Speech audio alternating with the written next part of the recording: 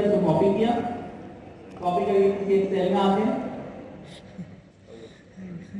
अच्छा, यहाँ पे वेरिएबल का नाम जो आपने लिखा, क्या नाम है दोस्तों वेरिएबल का? डबल कोटेशन के अंदर आप देखेंगे तो रेड में लिखा हुआ है। यहाँ पे पासवर्ड जो वेरिएबल का नाम वहां था। अब मैं इस कोड को चलाता हूँ तो कंप्लीट हो जाएगा। तो इसका मतलब है जो छुपी हुई चीज, अभी तो पासवर्ड नहीं है, पासवर्ड होना सिंपल है, आप अपना पासवर्ड डालते हैं। तो अब क्या होगा, जहां पे भी यूजर नेम और पासवर्ड डालना होता तो ये वैल्यू मैन्युअली जाके मैं स्टैटिक वैल्यू फिक्स करता, आप इस वेरिएबल में फिक्स करें। तो हिडन वैल्यू जितनी भी हैं, सीक्रेट कीज जितनी भी हैं, वो आप कहां पे सेट करेंगे और उसको कॉल करने का तरीका भी इन्होंने आपको दे दिया। ठीक है, तो आप जितने वेरिएबल सीक्रेट्स में जाके बनाते वो इस तरीके से कॉल किए जा सकते हैं। कंसीडर करें आप यूजर नेम पासवर्ड, पासवर्ड कभी भी आपके सामने पढ़ाते हुआ, ठीक है। तो बहुत सारे पासवर्ड है मेरा, लाइक आपके क्लाउड का हो सकता है, रिमोट पीसीस का हो सकता है, तो बहुत सिक्योर डेटा आपका है। इवन आपकी बैंकिंग एप्लीकेशन और उसका पासवर्ड हो सकता है, उसकी ऑटोमेशन का कोई कोड आप लिख लो। तो अगर इस तरह के कोई बॉट बना रहे हैं जो कि फाइनेंशियल कोई चीज आपके लिए खरीदेगा बेचेगा, तो वहां पे तो प्रॉब्लम हो जाएगी अगर वो की लीक हो। तो इसलिए हम उसको सेपरेट कीज के अंदर डिफाइन करें। सीक्रेट की घर की चाबी, इसी तरह आपके पास जो भी डिजिटल एसेट्स हैं उनकी जो चाबी होगी वो पासवर्ड होगी। वो पासवर्ड कभी भी हम डायरेक्टली किसी भी प्लेटफॉर्म के ऊपर डायरेक्ट स्टैटिक कोड में नहीं लिखते। मैं लिख सकता हूं my password is equal to Pakistan जिंदाबाद। तो अब माय पासवर्ड के अंदर अगर मैं यहाँ पे दिखा दूं माय पासवर्ड को वेरिएबल, उसके सामने उसकी वैल्यू लिखी हुई दिखती, अब हर बंदे को मेरा पासवर्ड पता चल जाता पाकिस्तान जिंदाबाद। कितनी बड़ी प्रॉब्लम है। ईमेल एड्रेस आप सबको मेरा पता है, पासवर्ड नहीं याद दे दिया तो आप ट्राई कर सकते हैं ना, वो तो टू फैक्टर ऑथेंटिकेशन मैंने लगाया कि मेरे पास मैसेज आ जाएगा, आप आगे जा नहीं सकते, लेकिन अटेम्प्ट तो कर पाएंगे हैकिंग करने की। तो अब क्या हुआ, उस चीज को रोकने के लिए कोई भी सेंसिटिव इंफॉर्मेशन जो होगी उसको हम हाइड करवा के सेव करवाएंगे। तो हाइड करवा के सेव करवाने के तरीके को हम क्या कहते हैं, सीक्रेट कीज। इस तरह बनाई जा सकती है। नेक्स्ट वाला जो पोर्शन है उसके ऊपर जाते हैं फोल्डर। अभी ये क्या चीज है थोड़ा इसके बारे में बताएं, और बाउंडिंग क्या होगा इसका, एपीआई कीज का या जेमिनी कीज डालेंगे वो जनरेटर की तरह। तो गूगल एपीआई कीज जो है ना आपकी ऑथेंटिकेशन, एपीआई की ऑथेंटिकेशन के लिए इस्तेमाल होती है। जब सिस्टम एक दूसरे से बात कर रहे हैं तो ट्रस्टेड सिस्टम है या नहीं है। जैसे जब मैं किसी प्लेटफॉर्म पे लॉगिन कर रहा हूँ तो मैं यूजर आईडी पासवर्ड से पहचाना चाहता हूँ। जब एक कंप्यूटर प्रोग्राम जो है आपके प्रोग्राम से बात करेगा तो वो ऑथेंटिक जगह से आ रहा है, ऑथेंटिक प्रोग्राम है या नहीं है, वो एपीआई की मदद से ऑथ ऑथेंटिकेशन मैकेनिज्म कुछ बनाए गए थे, ओपन ऑथ मैकेनिज्म, उनमें सबसे सिंपल एपीआई की है। सॉरी, अच्छा इसको ऐसे एक्सप्लेन कर देना, सर ने क्या बात बोली है। जब आप किसी का थर्ड पार्टी कोई टूल यूज कर दो ना तो वो आपको बोलता है कि आप मुझे टूल दो तरीके से यूज कर सकते हो, या तो आप अपने नाम से यूज करोगे या अपने नाम। अब वो आपको कौन सी सर्विस प्रोवाइड कर रहा है, ठीक है। डायरेक्ट कोई एक कॉस्टली चीज होती है तो वो अपने मस्टर्ड नहीं देते, वो बाय द नेम देते हैं। तो जेमिनी जो आपका सवाल है वो बाकी स्टूडेंट्स को रिपीट कर देता हूँ। ये बोलते हैं जेमिनी जो है एपीआई देता है जिसका हम इन फ्यूचर अपना कार्ड भी लगा सकते हैं या वीडियो ऑप्शन है, तो हम वो एपीआई यूज कर सकते हैं, उसकी सर्विसेज का अपने पास यूज कर सकते हैं, ठीक है। उस सूरत में एपीआई की आती है। अभी हम उस टॉपिक पे नहीं है एपीआई की बात, वो एक डिफरेंट टॉपिक है, उस पर जाएंगे।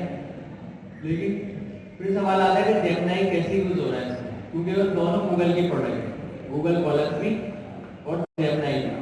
तो ये दोनों गूगल की प्रोडक्ट है तो उसने आपस में इंटरलिंक करी है। तो जब आप कॉलर्स का आगे कोडिंग करते हो तो उसमें बाय डिफॉल्ट इंटीग्रेटेड है जेमिनी, आपने अलग से कोई एफर्ट्स नहीं करनी है, ठीक है। हमारा जो बिल्कुल बहुत सिंपल अलग चीज थी, मैं शॉर्ट नोट में रिपीट कर रहा हूँ, आप ये सब कंसीडर करें। इस वक्त जो आप डेवलपमेंट कर रहे हो क्लाउड डेवलपमेंट कर रहे हो, तो उसका मतलब उस वक्त जो मुझे इंफ्रास्ट्रक्चर मिला हुआ है जिसकी मैं रिसोर्सेज को इस्तेमाल कर रहा हूँ, यूटिलाइज कर रहा हूँ, वो मेरा अपना कंप्यूटर नहीं है बल्कि वो किसी का क्लाउड है, और वो क्लाउड मुझे गूगल ने प्रोवाइड करा हुआ है। गूगल कॉलर्स के नाम से वो सर्विस मेरे पास एक्सेसिबल है। नॉर्मली हमारे लैपटॉप में जितनी रैम और जितना प्रोसेसर और हमारे पास स्टोरेज एंड नेटवर्क की पावर होती है, उतनी पावरफुल चीज हम इसमें रन कर सकते हैं, प्रोसेस कर सकते हैं। लेकिन ब्राउजर हमारे पास एक ऐसा डायनामिक एनवायरनमेंट प्रोवाइड कर सकता है हमें, जिसमें हम बेतहाशा हाईली स्केलेबल चीज को अपने लो क्वालिटी या लो स्पेक के लैपटॉप से भी एक्सेस कर सकते हैं, अगर हमारे पास बस इतनी रैम हो कि ब्राउजर के अंदर जितनी चीज को लोड कर लें। कंसीडर अभी हम ये करते हैं। अभी आपको थोड़ी देर पहले सर कासिम ने क्या दिखाया था कि आप अपने सिस्टम के ब्राउजर से यहाँ पर जो एनवायरनमेंट इस्तेमाल कर रहे हो, मेटेन एनवायरनमेंट में आगे दिखाया, उसमें T4 का जीपीयू यूज हो रहा है, और T4 के जीपीयू से आगे अगर मैं यहाँ दिखाऊं A100 का जीपीयू लिखा हुआ है। A100 का जीपीयू अभी यहाँ पे हिडन आ रहा है क्योंकि पेड अकाउंट पे प्रीपेड नहीं। अगर मैं इसको परचेज करने जाता हूँ तो ऑलमोस्ट $12,000 इसकी कॉस्ट है इस जीपीयू के परचेज करने की। फिर मुझे अपने हार्डवेयर को उसके मुताबिक सप्लाई करना है कि वो एडजस्ट होकर उसमें चल जाए मेरे हार्डवेयर में। फिर उसकी इंस्टॉलेशन और 10 प्रोसेस होंगे जो मुझे करने पड़ेंगे, फिर उसका ऑर्डर भी करना हो। तो यहाँ से बैठे बैठे छोटा ब्राउजर मुझे एक एनवायरनमेंट मिल गया जिसमें जीपीयू सेटअप है।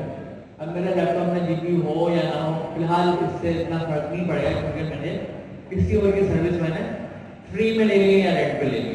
अभी फिलहाल फ्री में ये वाली बात तो हुआ जो आपको बता दूं।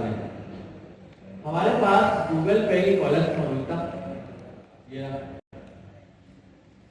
जिस तरह हम गूगल के जीमेल पे जाते हैं इस तरीके से गूगल ने कॉलम बनाया। आप इवन किसी भी रिसर्चर से मिलेंगे जो यही रिसर्च कर रहा हो कॉलम यूज करता हुआ मिलता है मुझे ज्यादातर, कोई कैगल यूज कर रहा होता है ज्यादातर कॉलम पे ही देते हैं। बताइए आप जो ऑर्गेनाइजेशन हैं, जैसे जो इंडिविजुअल कंट्रीब्यूटर्स हैं वो कोलैब यूज कर रहे हैं, ऑर्गेनाइजेशन बहुत सारी सेल मेकर कर रही है। लेकिन ये बात सही है कि जो जीसीपी पर है वो कोलैब पर देंगे, जो AWS पर है वो सेल मेकर पर जाते हैं। लेकिन एक्चुअली होस्टेड एनवायरनमेंट तकरीबन एक्सपीरियंस आपको सेम मिलेगा, चाहे आप सेल मेकर पे हो या चाहे आप कोलैब पर। नाइस, ठीक है। तो आपको एक्सपीरियंस मिल गया। जब हम इस collab.research.google.com पे गए तो जो भी फाइनल लॉगिन का प्रोसेस होता है वो तो कॉमन प्रोसेस है। तो यहाँ पे आपको पता है प्लस का बटन आया है, नोटबुक एक क्रिएट हो रही है। नोटबुक मतलब आप उसमें कुछ राइट करने जाएंगे, कुछ लिखेंगे। तो हमने कहा ठीक है नोटबुक क्रिएट तो हो रही है, सेव कहाँ हो रही है। तो जब हम अपने गूगल ड्राइव पे गए, गूगल ड्राइव के ऊपर हम बाय ड्राफ्ट का ऑप्शन आता है, आप सब लोग यूज करते होंगे इसको। फिर यहाँ पर एक डायरेक्टरी या फोल्डर जिसका कंसीडर कर लेंगे मिला कोलैब नोटबुक के नाम से। तो यहाँ पर बहुत सारी फाइल थी जो आप कोलैब में क्रिएट कर रहे हैं। उसका मतलब हमारी फाइल जो है वो क्लाउड पे सेव हो रही है। अब एक अच्छी बात है जो गूगल ड्राइव को यूज करता है उसको पता है गूगल ड्राइव पे शेयर का ऑप्शन होता है, तो ये मैं किसी से इजीली शेयर कर सकता हूँ। तो ये बड़ा आसान हो गया और मेरे पास सेव भी रहेगा जब तक वो गूगल ड्राइव है। फ्री में 15 GB का एक्सेस मिलता है गूगल ड्राइव का। I think more than enough है अभी इनिशियल लेवल पे आपके लिए। आगे का जो एडवांस लेवल है वो हम बात करेंगे।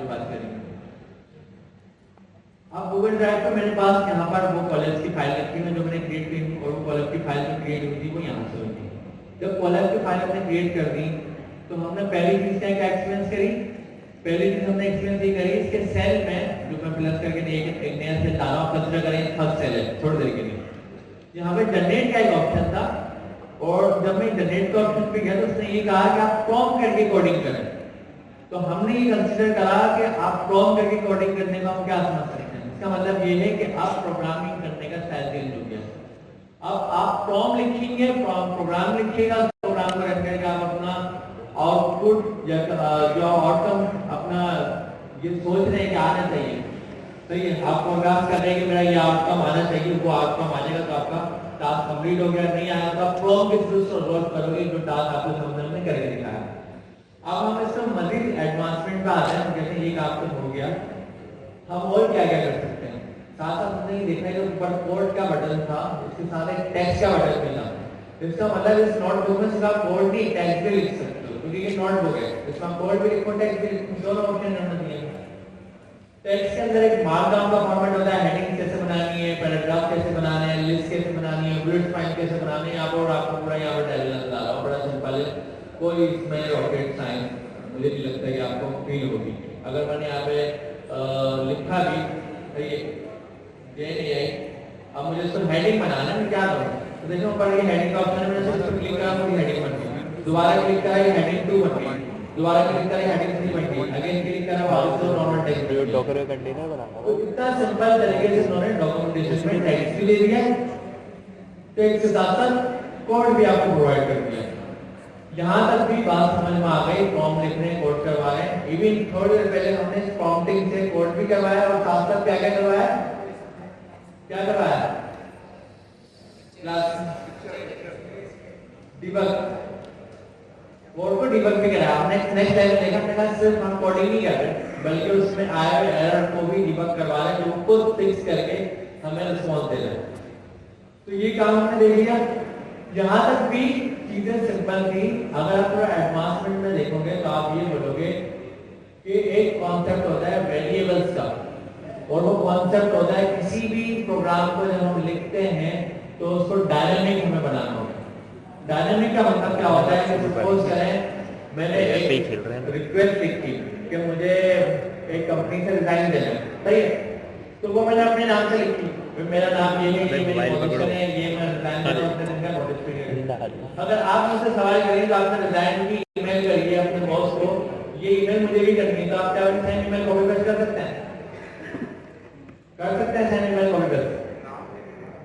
आप जो नाम चेंज करेंगे, पोजीशन चेंज करेंगे, मेरी डेजिग्नेशन चेंज करेंगे, डेट चेंज करेंगे, अगर आपसे बोले मुझे टेम्पलेट बनाएंगे तो इसका मतलब क्या होगा, जहां जहां चीजें चेंज करनी है वहां पर मैं वेरिएबल रख दूंगा। मैं कहूँगा जब आप इस टेम्पलेट को कॉपी पेस्ट करें तो ये 6 वेरिएबल्स हैं जिसमें आपने वैल्यू रखनी है, तो आपका डिजाइन का फॉर्मेट रेडी है, ऐसा ही है ना। अगर मैं अपने नाम से यूज स्टडी होगी तो ये जो वेरिएबल वाली अप्रोच है ये हम कैसे लेके आ सकते हैं। हमने ये काम में फॉर्म से करवाया, फॉर्म को हमने टास्क दिया, हमने एक काम करो, आप केवाईसी करो और उसमें 5 वेरिएबल्स बनाओ, टाइप टेकिंग के साथ बनाओ। मतलब जो बैंक करता है, बैंक में जब अकाउंट खुलवाने जाता है केवाईसी करता है, तो उसने हमारी केवाईसी करी, 5 सवाल पूछे, 5 जवाब दिए। अब जब हम लेफ्ट साइड पर आए तो हमें एक मेन्यू मिलता है, इस मेन्यू में हमने ये एक्सप्लोर करा कि सारे वेरिएबल्स के नाम यहाँ पर स्टोर कर दिया। जब इन फ्यूचर हम एक बड़ा प्रोग्राम लिखेंगे जहाँ पे 50 वेरिएबल होंगे, 100 वेरिएबल्स होंगे, 200 वेरिएबल्स होंगे, तो हमारे लिए काफी इजी होगा यहाँ पे लिस्ट चेक करना है कि कितने वेरिएबल हमारे प्रोग्राम में कंटेन करते हैं। अब कुछ वेरिएबल ऐसे होते हैं जो रो टेक्स्ट में होते हैं, प्लेन टेक्स्ट में होते हैं। प्लेन टेक्स्ट समझते हैं, अगर मैंने लिखा हाय तो आप सबको नजर आ रहा है, लेकिन आपने देखा होगा जब आप ईमेल लॉगिन करते हैं, अपनी लॉगिन करिए ना सबने ईमेल, आप ईमेल लिखते हैं वो प्लेन टेक्स्ट होती है, सबको नजर आती है। अगर कोई बड़ा वाला बंदा बैठा होगा आपके या पीछे कैमरा लगा हुआ, आपकी ईमेल रीड कर सकता है, यस कर सकता है। लेकिन जब आप ईमेल का पासवर्ड टाइप करते हैं तो क्या आपके बराबर वाला बंदा बैठा हुआ है, पीछे लगा हुआ कैमरा उस पासवर्ड को रीड कर सकता है? लेकिन आपको तो पता है पासवर्ड। तो ईमेल के पासवर्ड लिखते हुए जो बुलेट आ रहे होते हैं वो क्यों आते हैं, क्या रीजन है? इसका मतलब ये कि मैं पासवर्ड किसी से छुपा रहा हूँ, इसका मतलब ये है कि मेरा पासवर्ड से मुझे पता होना चाहिए। अगर मैं लिख भी रहा हूँ तो वो मेरे माइंड में है और मेरे फिंगर्स पे सेट है, लेकिन लिखना नहीं चाहिए मुझे। हाँ, एक ऑप्शन होता है आई का ऑन और ऑफ का, लेकिन मुझे लिखना क्यों नहीं चाहिए? क्योंकि अच्छा नहीं लगेगा ना। सपोज करें सर ईमेल लॉगिन कर रहे हैं, अब सर मुझे बोला नहीं तुम थोड़ा सा तरफ देखना, मैं पासवर्ड टाइप कर रहा हूँ, तो अच्छा लगेगा। तो एक क्या करा, एक फीचर बनाया, फीचर में क्या जब पासवर्ड टाइप करो तो किसी को बुलेट में जाता है, किसी को दिखता नहीं। समटाइम ये होता है किसी जगह पे बैठे हुए नीचे हमारे कैमरा हमारी स्क्रीन को कैप्चर कर रहा है, तो आपने तो पासवर्ड टाइप कर दिया लेकिन वो कैमरा को साफ साफ जाना है। तो सीक्रेट का वर्ड है, इसका मतलब ये नहीं होता, इसका मतलब हमारा सीक्रेट नहीं है जो हमने छुपा के रखी है कुछ। इसका मतलब ये है कि मैं फॉर द टाइम बीइंग इसको शो नहीं कर रहा ताकि मेरी प्राइवेसी मेंटेन रहे, इसको हम बोलते हैं सीक्रेट। तो आप यहाँ पे नोटिस करें इन्होंने 2 चीजें दी है, एक दिया वेरिएबल, दूसरा दिया सीक्रेट। एक्चुअली सीक्रेट भी वेरिएबल ही है, ऐसा ही ना। ईमेल टाइप कर रहे हैं वो भी टेक्स्ट दे रहे हैं, पासवर्ड टाइप कर रहे हैं वो भी टेक्स्ट दे रहे हैं, दोनों तो वेरिएबल है। एक वेरिएबल प्लेन टेक्स्ट का है और दूसरा वेरिएबल कौन सा है, कौन सा गिलास कामन सुने ना कुछ चाय वाय मंगवानी इनके समोसा इनके खर्चे पे हमारी पहली क्लास क्या होता है, एक प्लेन टेक्स्ट है, दूसरा क्या है एनर्जी कहाँ मिलेगी, दूसरा क्या होता है सही है। तो आपके पास सीक्रेट में आपने एक नई चीज देखी, लेकिन जब हम वेरिएबल में सिर्फ वेरिएबल का सिंपल सा नाम आ रहा है, टाइप आ रही है, शेप आ रहा है, लेकिन जब हम सीक्रेट में गए तो ये कह रहा है कि नाम रखो और यहाँ पे देखिए मैं हाइड ऑप्शन भी दे रहा हूँ और यहाँ पे मैं जो वैल्यू लिखा हूँ मुझे यहाँ भी नजर नहीं आ रही, कॉपी में कर सकता हूँ, यहाँ सब कुछ है अपनी जगह। और अपने कोड में मैं सेम वेरिएबल एक्सेस कैसे कर रहा हूँ इस तरीके से।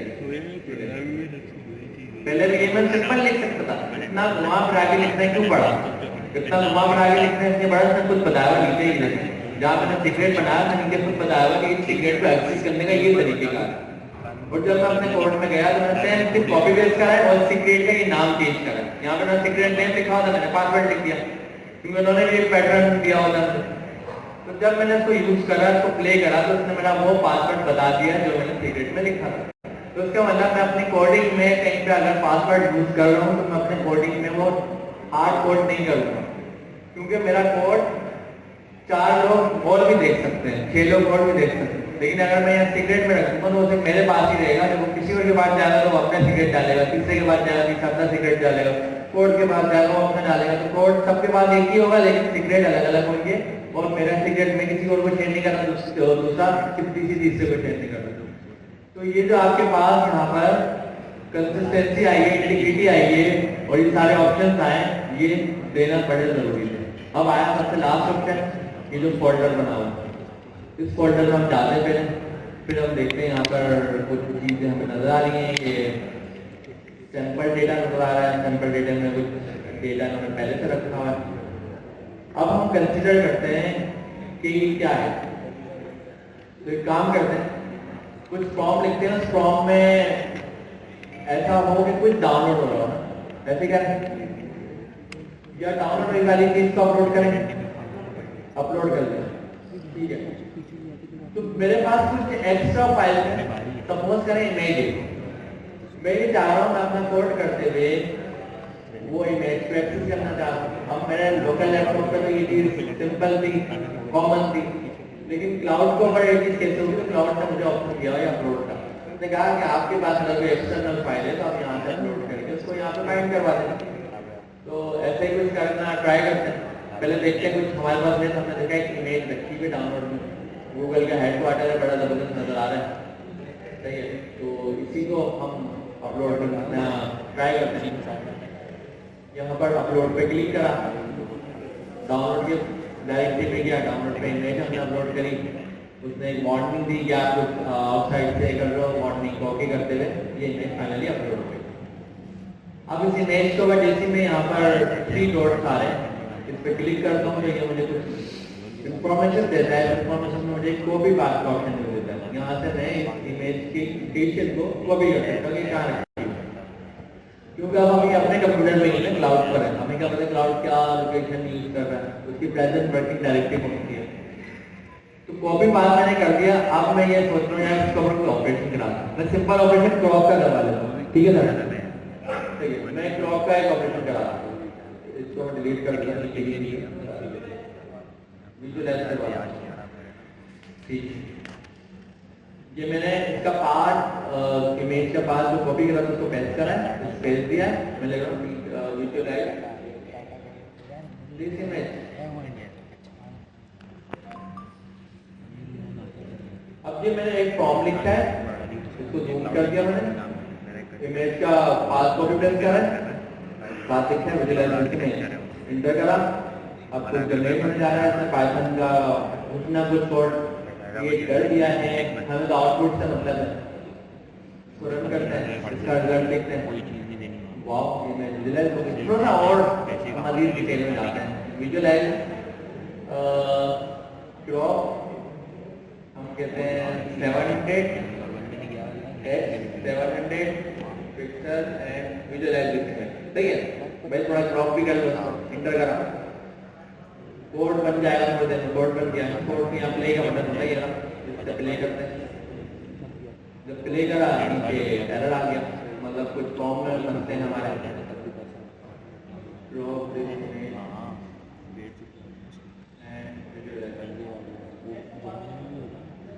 अच्छा, तो मैं ख्याल से गलती किससे हुई है मुझे नहीं पता, लेकिन इसका बात नहीं होता ये यार दोबारा कभी गलती।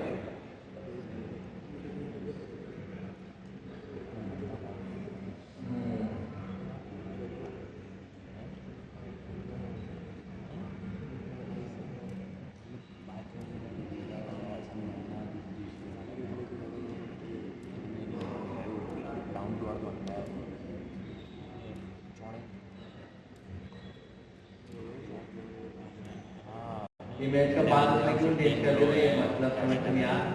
ग्रे स्केल वाली बात इसको समझ आ गई पुरानी वाली। अब देखिए हमने इमेज के ऊपर एक ऑपरेशन परफॉर्म करा दिया, और इस ऑपरेशन परफॉर्म कराने के लिए मुझे किसी को एक रुपया भी नहीं देना पड़ा। इसमें एक हार्डवेयर यूज हुआ है, जेमिनी का ट्रांसफॉर्मर यूज हुआ है, साथ साथ कोडिंग मैंने करी है सारी, ईमानदारी से मैंने करी है। यकीन है तो नहीं, यकीन नहीं है। क्लास कितनी मेहनत का काम हम लोग ही दोस्तों, कर रहे हैं। 1.5 साल आपके ऊपर लगाना पड़ता जब आपको आता पाइथन, नमपाई, पांडास, मैटप्लॉटलिब, कम से कम 2 क्वार्टर थे, 6 महीने तो लगे। उसके बाद 11 क्लास आप परफॉर्म कर पाए। तो 6 महीने लगाए बिना हमने इसको सिंपल से डाल दिया, आपके काम करवा दिया। असल तो पर्पस ये है ना कि आपको क्लाइंट आपको काम दे, आप काम कर दें और पैसे ले। उससे लॉजिक कौन क्लाइंट सुनने में इंटरेस्टेड होगा कि क्या लॉजिक है, कैसे डेटा आ रहा है, कैसे कनेक्ट हो रहा है, कैसे सिलाइजिंग हो रही है, कैसे मैटप्लॉटलिब काम कर रही है, फर्क ही नहीं पड़ता। मेन चीजें काम होना चाहिए। तो जनरेटिव एआई आपके लिए काम कर रही है, ठीक है, देखिए आपको बेनिफिट मिला जी। अगर कोई समझ गया तो समझ गया। तो क्लास अभी जाग जाओ, अपना कल दिन में पढ़ेंगे, देख लो क्या करना है। जागो ना, जागो, यस नो, वही जागेगी एनालिटिक क्लास। तो ये ब्रेक पे जाने से पहले हमारा सारा काम हो गया। यहाँ पर एक चीज है, सर मैं उसको कंप्लीट करूँ। वैसे ब्रेक बड़ा जरूरी है यहाँ पर, लेकिन आप लोग भी यार थोड़ा सा हिम्मत पकड़ें, क्या हो गया, आज से कितनी नहीं है। चले कुछ बात देखते हैं। चलो भाई, लड़कों को खाने के लिए चीजें मिलती हैं और लड़कियों को स्किन केयर के प्रोडक्ट्स बहुत पसंद हैं। अच्छा, अब मैं खाने वाली बातें तो कर सकता हूँ, वो बात मैं आपको बता सकता हूँ कि निहारी ऐसा मॉडल लड़कियां लोग खाती हैं, फिर टिक्के, चरगे और ये बहुत ज्यादा हो रहा है। क्या क्या पसंद है, उन चीजों का आप ख्याल करें। और इस क्लास के बाद हम खाने जा रहे हैं, कितने मोटिवेटेड हो जाएंगे आप लोग। तो 6 बजे के बाद हम सब लोग जा रहे हैं अल्लाह से, है ना। तब मुझे लग रहा है सबके अगली क्लास में मना के देंगे।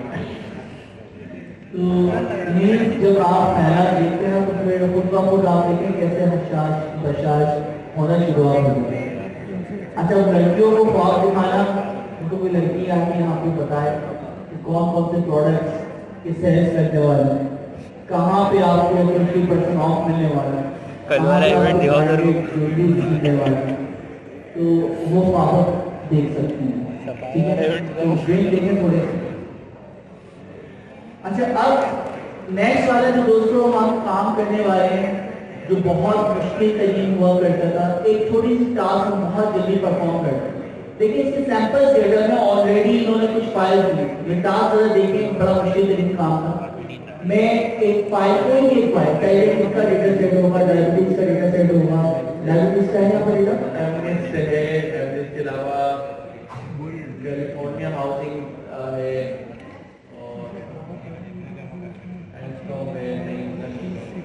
हाउस वाला है, एमनेस भी है, एमनेस के तो डेटा सेट डिजिटल। तो हम यहाँ पे हाउस वाला ले लें, कॉपी चलेगा। अच्छा, आप टास्क समझें, कौन सा आपको उर्दू में लिखने, चाइनीज में लिखने, 2 लैंग्वेज आपको आती है उसमें आप लिखें। टास्क ये है कि आपने ईडीए करना है। ईडीए का मतलब होता है एक्सप्लोरेटरी डेटा एनालिसिस। आप जब पर्टिकुलर फील्ड की वोकैबुलरी इस्तेमाल करते हो बेटर अंडरस्टैंड करते हैं। तो हम कह रहे हैं कि ये फाइल है, आपको इस फाइल पे ईडीए करके मुझे बताना है कि कौन कौन से इंपॉर्टेंट वेरिएबल्स इसके अंदर हैं, लेकिन कॉलम्स की इंपॉर्टेंस सबसे ज्यादा है। तो आपने ईडीए करना है, ईडीए करके किन कॉलम्स की इंपॉर्टेंस सबसे ज्यादा है उसकी मुझे विजुअलाइजेशन करके देना है। ईडीए का मतलब क्या कहलाता है आपका एक्सप्लोरेटरी डेटा एनालिसिस। अच्छा, अब इस फाइल को पास में हम सिंपल करें कि इसकी ईडीए परफॉर्म करें। एक हमारे पास पहले से मौजूद था डेटा सेट। जब हम सिंपल डेटा के डायरेक्टरी में गए तो यहाँ पर सर ने कहा कि कैलिफोर्निया हाउसिंग टेस्ट के नाम से CSV फाइल में क्लिक करके इसका पास कॉपी कर लेते हैं। अपने कॉम भी जाते हैं, तो टेस्ट करते हैं और टास्क देते हैं ईडीए परफॉर्म ईडीए। चल पहले थोड़ा सा बता दो परफॉर्म ईडीए इंटर करते देखते हैं ये ईडीए किस तरीके से परफॉर्म होता है। तो हमारा ईडीए परफॉर्म हो गया है, कोड को भी पढ़ के चला भी आएगा। ये डेटा साइंस को डेटा साइंस करने वाले वो कम से कम पूरे डेटा को नोट करना, कॉलम को देखना, उनके डेटा टाइप को देखना, फिर उसके रिलेशन को समझना, फिर उसके बाद इम्पोर्टेंट जो वेरिएबल्स हैं वो एनालाइज करना, देन ये ग्राफ बनाना। कमो बेश भी आपका ये काम जो होता 2 हफ्ते लेके जाता है। और यहाँ पे आप देखेंगे सीधा सीधा आपने आईडी और बहुत तो ये परफॉर्म करने कितने सारे ग्राफ आपके सामने नजर आ रहे हैं। हर ग्राफ का कोई ना कोई पर्पस है, ठीक है। तो आप जरा सोचिए, आपके पास जो डेटा है, स्टूडेंट का डेटा हो, किसी सेंटर का डेटा हो, फीस कलेक्शन का डेटा हो, आप उस डेटा को दें और क्या कहें, ईडीए परफॉर्म करें। ईडीए का मतलब क्या होता है, एक्सप्लोरेटरी डेटा एनालिसिस। वो डेटा जो हम पहले रीडिंग करके अंडरस्टैंड करते थे, उसी डेटा की ग्राफ बना, क्योंकि इंसान का सबसे पावरफुल जो सेंस है सुनना देखना, तो देखने वाला जो सेंस है वो सबसे ज्यादा स्ट्रॉन्ग, सबसे ज्यादा ब्रेन उसके ऊपर करता है। तो आप देख के डेटा को ज्यादा बेटर अंडरस्टैंड कर सकते हैं। तो इससे देखिए कितनी बड़ी ईडीए परफॉर्म कर, अंदाजा लगाए जिसने फर्स्ट टाइम डेटा को प्रोसेस कर सारे के सारे ग्राफ। क्या ये आसान काम है? ठीक है। अच्छा, आपको काम नहीं आता, कोडिंग में क्या हुआ है, आपको बोलना तो आता है ना, लिखना तो आता है, सिंपल कि यार क्या कहना है, इसके ऊपर ईडीए परफॉर्म करना है। तो जो भी आपके पास लाइक अपवर्ड के ऊपर रिक्वायरमेंट आती है, अब वो रिक्वायरमेंट कॉपी पेस्ट है, ये उसको परफॉर्म कर दे, ठीक है। तो जो चीज आप कहेंगे उसको बताना चाहेंगे बता सकते। अच्छा, अब ब्रेक कितने लोग नहीं लेना चाहते, कहते हैं कंटिन्यू करें, हमें जनरेटिव एआई से इश्क मोहब्बत है, तो इससे तकाजा है कि हम जितना जानते हैं वो टाइम कम है, ठीक है। तो वो लोग कौन है जनरेटिव एआई से इश्क करने वाले,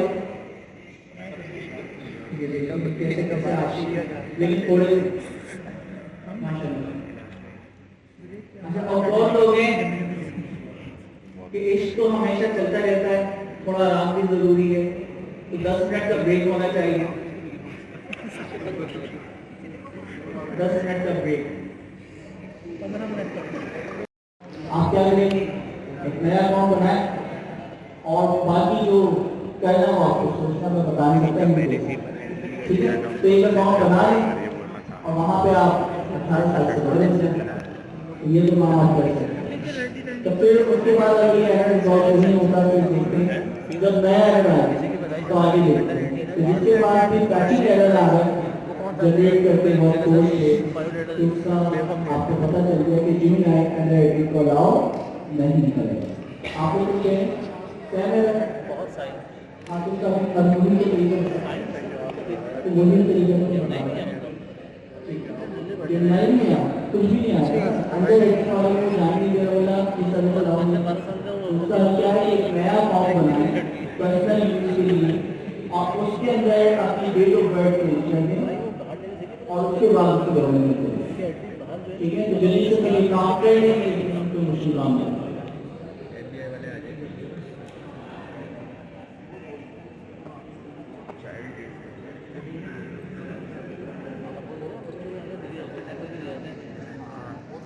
ह्यूमन ट्रैफिकिंग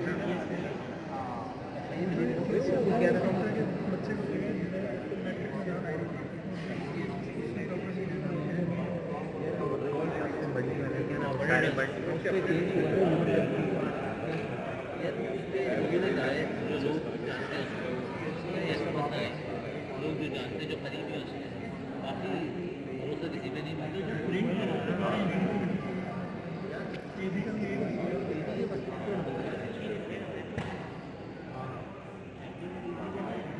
सही रेट नहीं आ रहा है,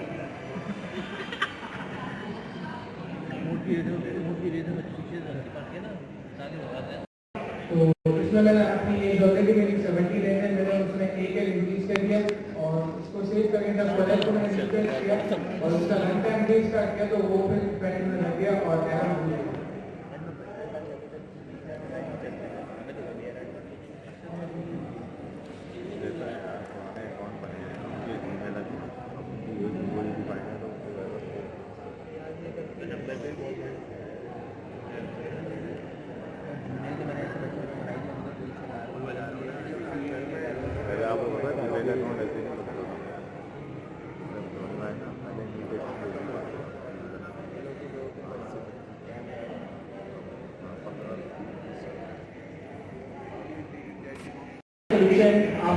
बता दिया गया है, एक स्टूडेंट ने सॉल्व भी कर लिया है, उन्होंने कुछ नहीं किया, अपनी एक साल के लिए वो बढ़ा दिया। ठीक है, अब ये बड़ा मुश्किल है लड़कियों के लिए 1 साल 2 साल 3 साल बढ़ाना, तो कम करने का शायद आप लोग को बोलता तो आप फौरन कर देते, लेकिन अब कहा जा रहा है कि एक साल आप बढ़ा के बताएं गूगल को, हर किसी को गूगल। ठीक है, तो गूगल पे 1 साल बढ़ा के 2 साल बढ़ा के आप बता दें। वैसे तो आप 16 साल के बड़े नहीं होते, लेकिन चलिए गया। ठीक है, तो एज आप अपने डेट ऑफ बर्थ चेंज कर लें, 5 साल बढ़ा दें। ठीक है, तो प्रॉब्लम ये सॉल्व हो गई ना, आप क्या बोलिए? ठीक है, तो सब एक दूसरे की एज बढ़ा दें। अब हम जितनी भी कोडिंग किया करेंगे, पहले देखिए अकेले बैठ के कोडिंग करना है तो मैंने मुश्किल नहीं काम, तो दो बैठ के कोडिंग करें तो अच्छा काम हो जाएगा। आप अपने दोस्त को इंस्ट्रक्शन, अब देखिए कितना आइडिया है, आप अपने दोस्त के साथ बैठे उसको बोलें क्या है सिस्टम बनाओ, उसका लॉगिन सिस्टम होना चाहिए, वो डेटाबेस से कनेक्ट होना चाहिए, उसके अंदर 2 फैक्टर ऑथेंटिकेशन होना चाहिए, ओटीपी भेजा जाए ईमेल के जरिए। आप उसको बताते जा रहे हो, वो बेचारा आपके लिए काम कर रहा है, जो बेचारा जो है वो 20 साल का एक्सपीरियंस वाला, वो जो दोस्त है आपका पीयर प्रोग्रामर जो आपके साथ बैठ के प्रोग्रामिंग कर रहा है, वो 20 साल का एक्सपीरियंस वाला आपका क्या है दोस्त है, जिसके पास डोमेन नॉलेज, प्रोग्रामिंग नॉलेज, हर चीज मौजूद है, से आप उसको बताना यानी जानते हैं। तो आप उसको जिस तरह इंस्ट्रक्शन देंगे, तो आपका जो पीयर प्रोग्रामर है वो कौन हो गया? जेनेटिक एआई को इस्तेमाल करते हुए हम जेनेटिक एआई से कोड लिखना। तो इस वक्त पीयर प्रोग्रामिंग में आपका सबसे अच्छा दोस्त जो है 20 साल या 25 साल एक्सपीरियंस वाला। लेकिन आप सोचिए ना, आप कोई सिस्टम बनवाना चाह रहे हैं, खुद तो कोडिंग हमें आती नहीं है, हमें पता चला कि पाकिस्तान में सर्जिया को सबसे अच्छी कोडिंग आती है। सर्जिया के साथ हम बैठते हैं, उन्हें सर एक प्रोग्राम लिखें, एक काम करें 1 से लेकर 1000 तक नंबर जनरेट होना चाहिए। सर जी आपके लिए बैठ के 1 से लेकर 1000 तक के लिए कोड लिखें। फिर हम कहते हैं इसमें से वो नंबर निकालें जो 20 और 35 के वैल्यूज हैं, फिर उसके लिए उस कोड को दोबारा से अपडेट कर दें। सर जी बैठ के आपके लिए कोडिंग करें। फिर आप कहें कि वो जो नंबर्स लिखे हैं उनको डेटाबेस से सेव करवा दें। तो और सर जी आपके मुताबिक आप बोलते जा रहे हैं और काम करते हैं, तो सुनने में तो ये ख्वाब है, रियल में तो सर्जियां कभी भी नहीं बैठने वाले। लाइक 1000 ऑफ स्टूडेंट के साथ कैसे बैठेंगे? नेकी करने का दिल नहीं करेगा तो एक बंदे के साथ नेकी हो जाएगी, 2 के साथ हो जाएगी, आप लोगों के साथ नेकी क्यों होगी? ठीक है, इवन आप मुझे यानी हायर करना, मुझे बोले सर आप बैठने ये कोड भी करें, ये कोड भी करें, तो एक के साथ कर लूंगा, 2 के साथ कर लूंगा, हजारों स्टूडेंट के साथ कैसे कनेक्ट होंगे? तो जनरेटिव एआई उस फील्ड का एक्सपर्ट लेवल की एक्सपर्टीज हासिल कर चुका है, लाइक एनजीओ। तो एनजीओ आपके लिए बैठा हुआ, आप उसको बोलते हैं कि ये लाइन ऑफ कोड लिखें, ये लॉजिक करें, तो वो जो कोड लिखता है वो ऑप्टिमाइज कोड होता है, एफिशिएंट कोड होता है। ये 2 बहुत इंपॉर्टेंट चीजें हैं। आप लोग जो बिजनेस प्रोग्रामिंग करते हैं ना, वो काम तो हो जाता है, लेकिन उस कोड को जब कोई सीनियर देखता होता है या क्या आप बच्चों वाले लोग हैं, उसके अंदर बहुत सारी ऑप्टिमाइजेशन बाकी है, उस कोड को और ज्यादा एफिशिएंट बनाया जा सकता है। कोई भी बिजनेस का कोड दिया है, मैं 10 तरीके से उसके कोड के अंदर ऑप्टिमाइजेशन कर सकता हूं। आप लोग सही तो उतना एक्सपर्ट हो गया, एफिशिएंट हो गया, 2 कोड को चलने में 10 घंटे लगाता है, मैं भी 2 घंटे रिड्यूस करूं तो 8 घंटे में चले, और हो सकता है 5 मिनट के लिए कोई आप इतना कॉम्प्लेक्स एल्गोरिथम लिखा हो। तो ऑप्टिमाइजेशन की जगह हमेशा बाकी रहती है जो जूनियर प्रोग्रामिंग करते हैं, इन्हें जो सीनियर करते हैं उनके कोड में भी ऑप्टिमाइजेशन बाकी रहती है। लेकिन जो 25 साल उस फील्ड का सबसे बड़ा दुनिया का एक्सपर्ट, उससे आप कोड लिखवाएं, वो इतना ऑप्टिमाइज कोड लिखता है, अगर आप उसको सही बात करें तो वो इतना ऑप्टिमाइज कोड लिखता है, इतना एफिशिएंट कोड लिखता है कि आप दुनिया में किसी को भी वो कोड लिखा हो नहीं आएगा, तो बहुत अच्छी लॉजिक है। तो इस वक्त जनरेटिव एआई जो आपके लिए कोड लिखेगा, वो समझें दुनिया का जो सबसे बेस्ट प्रोग्रामर है उस लेवल का कोड लिखेगा।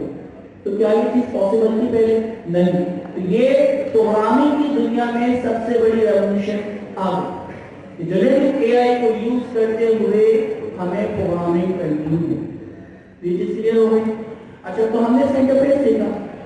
इंटरफेस में सबसे पहले हमने क्या देखा, रन टाइम पे चेंज, रन टाइम पे जाकर आप हार्डवेयर चेंज कर सकते हैं। इवन प्रोग्रामिंग लैंग्वेज पाइथन से आज भी कर सकते हैं, लेकिन हमें आज लैंग्वेज को नहीं जाना, हमें पाइथन पे ही रहना है हमें, ठीक है।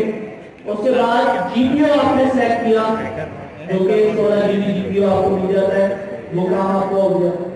फिर इंपॉर्टेंट चीज हमने देखी, लेफ्ट साइड के ऊपर कुछ क्या, table of contents. Table of contents में क्या होता है, जो भी आपने मार्कडाउन हेडिंग्स वगैरह डाली होती हैं, वो पूरी की पूरी डॉक्यूमेंटेशन की लिस्ट आ जाती है कि क्या क्या आपने जुपिटर नोटबुक में किया है, कि जिसके ऊपर आप क्लिक करेंगे हम स्क्रॉल डाउन होकर आप चले जाएंगे। उसके बाद सर्चिंग थी, सर्चिंग को बचपन से करते हुए आ रहे हैं। फिर उसके बाद नेक्स्ट का एक्स, जो कि वेरिएबल है। आपके सिस्टम में या जुपिटर नोटबुक में मेमोरी में जितने भी वेरिएबल्स हैं, वर्ड दोबारा मैं क्या नाम है रिपीट करता हूं, आपके कंप्यूटर की मेमोरी में, रैम में जितने भी वेरिएबल लोड हुए हैं, उन सब की लिस्ट कहां पे आएगी, आपके एक्स के वेरिएबल, ठीक है।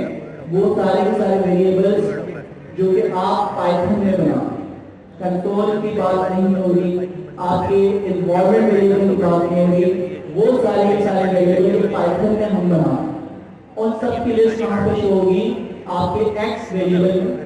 उससे हमें क्या क्या फायदे, चाहे आपके पास इंटीजर हो, टेक्स्ट हो, डेटा फ्रेम हो, लिस्ट हो, वो सब कुछ यहाँ पे नजर आ रहा है। जैसे कि हमने जो लास्ट कोड लिखवाया था उसमें डीएफ था। अच्छा, तो रिकनेक्ट करते हैं, ये कोड ऑलरेडी आई थिंक चल रहा है। जरा वेरिएबल्स वाले सेक्शन में जाते हैं, डीएफ के नाम का भी वेरिएबल आ रहा होगा, एक्स टैब वाला जो लेफ्ट साइड पे,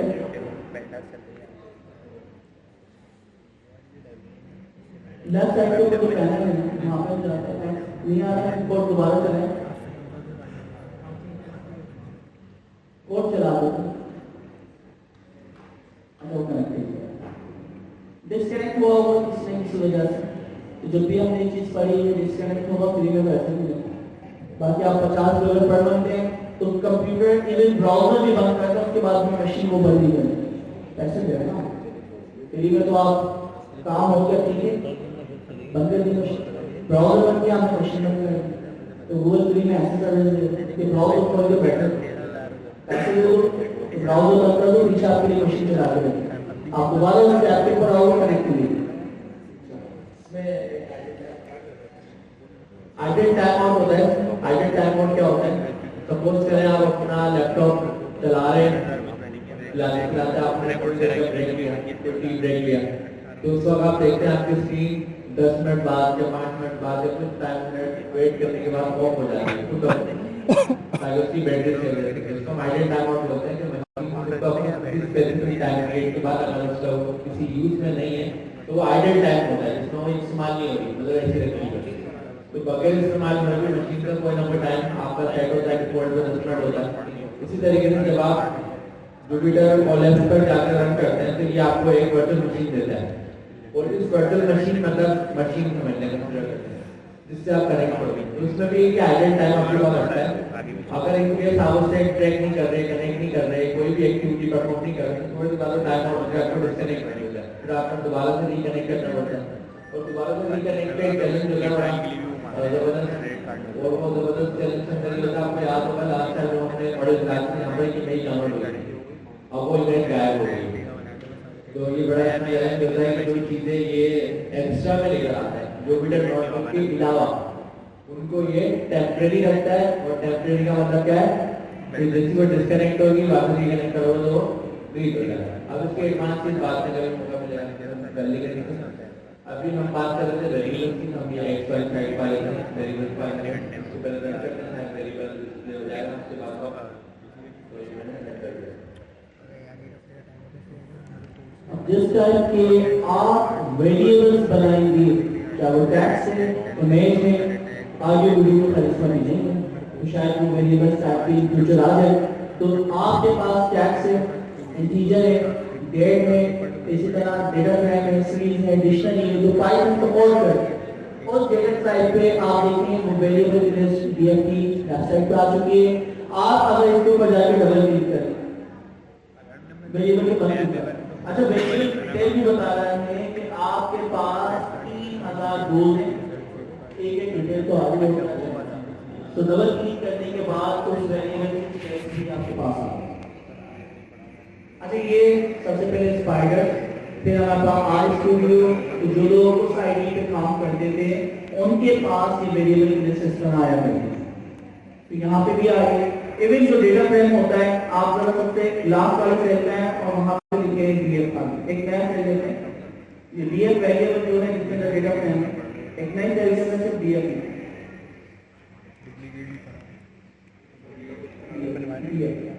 किसी भी मेरी शॉप पे स्टेशनरी शॉप पे नहीं दिया जी वेरिएबल चलाएं। अच्छा आप देख रहे हो दोस्तों, वो सारा डेटा यहाँ नजर आ रहा है। नीचे अगर हम आए, बल्कि राइट साइड पे आए, राइट साइड पे आए, देखें एक्सेल शीट पे भी आप इसको खोल सकते हैं। यही सारा डेटा अगर आपको एक्सेल पे प्रोसेस करना है, आप एक्सेल सारा एक्सेल पे प्रोसेस कर सकते हैं, उसकी ग्राफ बना सकते हैं। इवन जनरेट एपीआई को टेबल के ऊपर कोई कमांड देनी, इस टेबल को प्रोसेस करो, उसमें से ये वैल्यू निकालो, उसके ऊपर ये फिल्टर लगाओ, तो एक्सेल के जितने काम जो मैनुअली जाके आप करते हैं उसको आप कमांड नहीं आपके लिए कर देगा। खैर अभी इतने एडवांस के ऊपर हम नहीं जा रहे, तो जस्ट हमें ये चीज पता चली। लास्ट के अंदर फोल्डर का ऑप्शन आया था, उस फोल्डर के अंदर पहले से सैंपल्स के नाम से क्या बना हुआ फोल्डर, जिसके अंदर ऑलरेडी जो पहले से डेटा फ्रेम इन्होंने बनाए हैं CSV फाइल से, ताकि आप उसको डेमो पर्पस के लिए इस्तेमाल कर सकें। तो कुछ डेटा सेट मैंने आपको दिए हैं, तो कितने कमोगे यहाँ पे? यहाँ पर एक एनिमल्स का डेटा सेट है जिसमें एक टेस्ट है और एक पेन स्मॉल है। इसके अलावा कैलिफोर्निया हाउसिंग का डेटा सेट है जिसमें टेस्ट है और एक पेन है। उसके साथ एक एलएस फॉर्म का रखा हुआ है जो जेसन फाइल एक्चुअली इग्नोर करते हैं। CSV को देखते हैं, CSV की 4 फाइल्स हैं रखी हुई हैं। 4 ये फाइल्स के अंदर CSV समझते हैं ना, उसमें रो और कॉलम पे डेटा होता है हमारे पास। तो रो एंड कॉलम में हमारे पास जो डेटा है उसका एक डेटा सेट रखा हुआ, मतलब कोई एक्सेल शीट है उसमें बहुत सारा डेटा था और यहाँ पे रखा हुआ है टेस्टिंग के लिए। एवरेज बहुत मशहूर डेटा सेट है जिसमें 1 से लेकर 9 तक के 0 से लेकर 9 तक के नंबर होते हैं, हैंड राइटिंग में लिखे हुए इमेजेस होती है। और कैलिफोर्निया हाउसिंग का बहुत सारा डेटा सेट है। अच्छा तो यहाँ पे आप अपनी फाइल डाउनलोड कर सकते, अपलोड कर सकते हैं, इवन डाउनलोड भी कर सकते हैं यहाँ से। तो कोई चीज यहाँ पे मौजूद है, 3 डॉट पे क्लिक करें तो डाउनलोड कर सकते हैं आप उसे। इसी तरह पहला वाला जो टैब होता है जिससे आप अपलोड के बटन पे क्लिक करें, तो आप उसके ऊपर क्लिक करें तो अपने लोकल सिस्टम से गूगल वॉलेट के ऊपर कोई चीज हम क्या कर सकते हैं, अपलोड। लेकिन याद रहे कंप्यूटर जब तक चल रहा है जब तक वो डेटा मौजूद हो, तो कोई भी चीज अपलोड की जा रही है तो वो जब तक अवेलेबल रहेगी जब तक कि आपके पास क्या कॉलेज की मशीन चलती, या फिर गूगल ड्राइव के ऊपर आप इसको अपलोड कर दो तो वहां पे हमेशा मौजूद रहती है। तो हम यहाँ पे एक और काम करते हैं, गूगल ड्राइव से भी इसको कनेक्ट कर सकते हैं। तो रिफ्रेश के बराबर में जो टैब है फोल्डर के अंदर ही, यहाँ पे तीसरा जो टैब है वो क्या है दोस्तों आपके पास माउंट ड्राइव। तो ये क्या चीज होती है? माउंटिंग का कॉन्सेप्ट बड़ा सिंपल है। आप सपोज करें आपके पास कोई मेमोरी कार्ड या यूएसबी एक्सटर्नल कभी आपने अपनी लाइफ में कैरी करी होगी या किसी और के पास देखी होगी, देखिए ना उसमें कुछ डेटा होता है जो इमेजेस होती है नॉर्मली। जब आप उसको अपने लैपटॉप में या किसी पीसी से कनेक्ट करते हैं तो जो डेटा मेमोरी कार्ड में या यूएसबी में मौजूद होता है वो आपके लैपटॉप में एक्सेस हो रहा होता है या आपके कंप्यूटर में एक्सेस हो रहा होता है। तो आप वहाँ पर क्या इमेजिनेशन सोच सकते हैं कि बैकग्राउंड पे क्या होगा? क्या मेरा मेमोरी कार्ड में सारा डेटा लैपटॉप में आ गया या वो मेमोरी कार्ड में रखा हुआ? अभी तो मैंने मेमोरी कार्ड लैपटॉप से अटैच करा, मेमोरी कार्ड की फाइल आ जाती है पीसी में, देखा उससे डबल क्लिक करके ओपन करा, मैंने देखा मुझे इमेजेस। अब वो इमेजेस मेरे लैपटॉप में कैसे स्टोर हुई? तो मेमोरी कार्ड में, तो क्या वो मेरे लैपटॉप में कॉपी हो गई है? क्या सिस्टम बन गया? ये जो प्रोसेस होता है ना उसको बोलते हैं माउंटिंग। माउंटिंग का मतलब क्या होता है कि डेटा अगर मेरे मोबाइल में है तो स्टिल इस मोबाइल में ही है, लेकिन मेरे मोबाइल की जो स्टोरेज के पॉइंट्स हैं वो मेरे लैपटॉप के साथ माउंट हो रहे हैं, मेरे लैपटॉप की किसी विंडोज की ड्राइव के साथ माउंट हो गया है। देखो माउंट हो गया है तो इसमें जो डेटा है वो वहाँ पर मिरर की सूरत में माउंट होके नजर आ रहा है, सिंक होके नजर आ रहा है। ये डेटा जो इसमें है वो कंप्यूटर एक्सेस करती है, क्योंकि माउंटिंग का नेचर में होता है माउंटिंग, ये दोनों माउंट हो गए। तो इसी तरीके से हमारी गूगल ड्राइव की जो एक स्पेस है, अब मेमोरी कार्ड तो जब कामयाब था ना, या एक्सटर्नल हार्ड ड्राइव यूएसबी जब कामयाब थी, जब मैं अपने लैपटॉप की बात करूँ तो फिजिकल हार्डवेयर है, लेकिन क्लाउड में तो मेरे पास कोई मेमोरी कार्ड का कॉन्सेप्ट नहीं है, लेकिन क्लाउड पर मेरे पास कॉन्सेप्ट है गूगल ड्राइव का। तो आप ये कहेंगे कि मैं फिजिकल में मेमोरी कार्ड अपने लैपटॉप से अटैच कर रहा था, तो मैं क्लाउड के ऊपर क्यों मैं अपनी गूगल ड्राइव को अटैच कर। बहुत सारे लोग ये काम कर चुके होंगे व्हाट्सएप बैकअप के लिए, करा होगा आपने व्हाट्सएप का बैकअप गूगल ड्राइव पे जाता होगा। तो ये ऑप्शन यहाँ पर हमें गूगल कॉलम से दिया हुआ है कि आप अपनी गूगल ड्राइव को यहाँ पर माउंट कर सकते हो। तो जब मैं इस पर क्लिक करता हूँ तो देखिए क्या करेगा, माउंटिंग, फिर मुझसे परमिशन लेगा कनेक्ट गूगल ड्राइव की, और यहाँ पर कनेक्ट कर देंगे इसको, थोड़ी देर में ये कनेक्शन सक्सेसफुल बन जाएगा।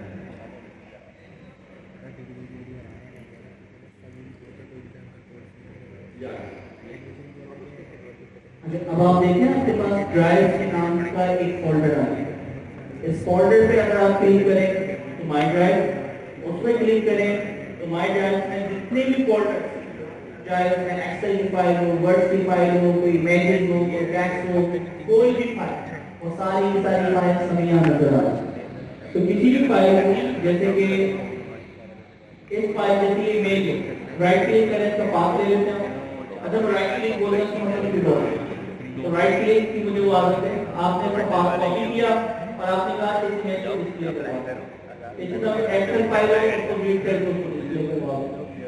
नया सेल ऐड कर रहा हूं यहां पर, ये नया सेल ऐड हो गया, नीचे हो गया वो ऐसे मेरा आगे कर रहे हैं अभी देखो होगा काम करते हैं तो ठीक है। तो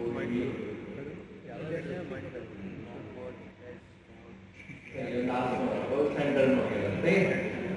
अब हमें टास्क क्या करना है, मैं इसको रीड करके डिस्प्ले करूंगा। ये इमेज हमारे पास थी गूगल ड्राइव पर, हमने गूगल ड्राइव को हमारी गूगल कॉलम के साथ माउंट कर दिया।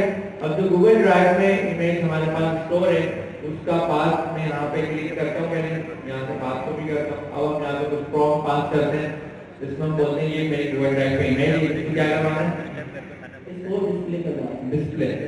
अच्छा दूसरा कोई एक्सेल फाइल पे लेंगे जिसके अंदर टैबलेट डेटा कोई भी हो, स्टूडेंट का कुछ, उसके ऊपर कोई प्रोसेसिंग करवा दो। पहले हमने इमेज वाला प्रोसेस करा, डिस्प्ले करा, तो ये पाइथन का कुछ कोड लिख दिया जो कि बड़ी मेहनत से अभी लिखा आपके सामने, आपने थोड़ी देर में आके बंद करेंगे, मैंने कोड लिख दिया, ऐसे ही हुआ है। तो यहाँ पे लिंक बटन पे क्लिक करते हैं और जो भी इमेज थी उसको प्रिंट करा दिया, ठीक है। तो ये कैसे पॉसिबल हुआ, ये सारा कोड फॉर्म ने हमें लिख के दिया है। अब हमने कहा इमेज की हद तक ये बात समझ आती है। अब कोई प्रोसेसिंग हम किसी स्पेसिफिक डेटा सेट पे करना है तो डेटा सेट बनाना पड़ेगा, या मैं देखते हैं मेरे पास कोई डेटा सेट रखा हुआ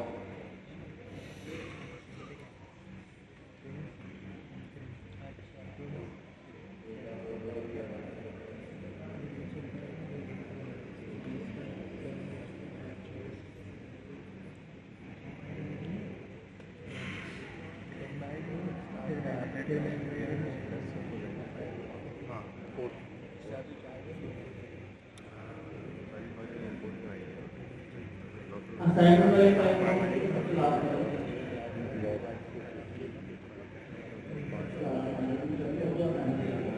इसको रीड करवा लेते हैं।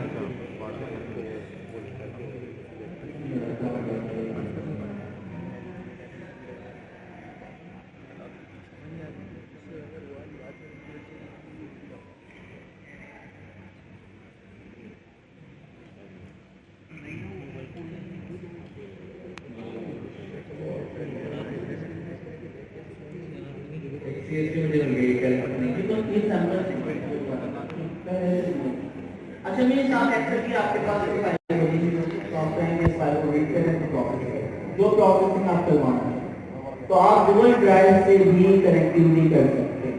अच्छा इसी के अंदर आसान है तो मुश्किल नहीं।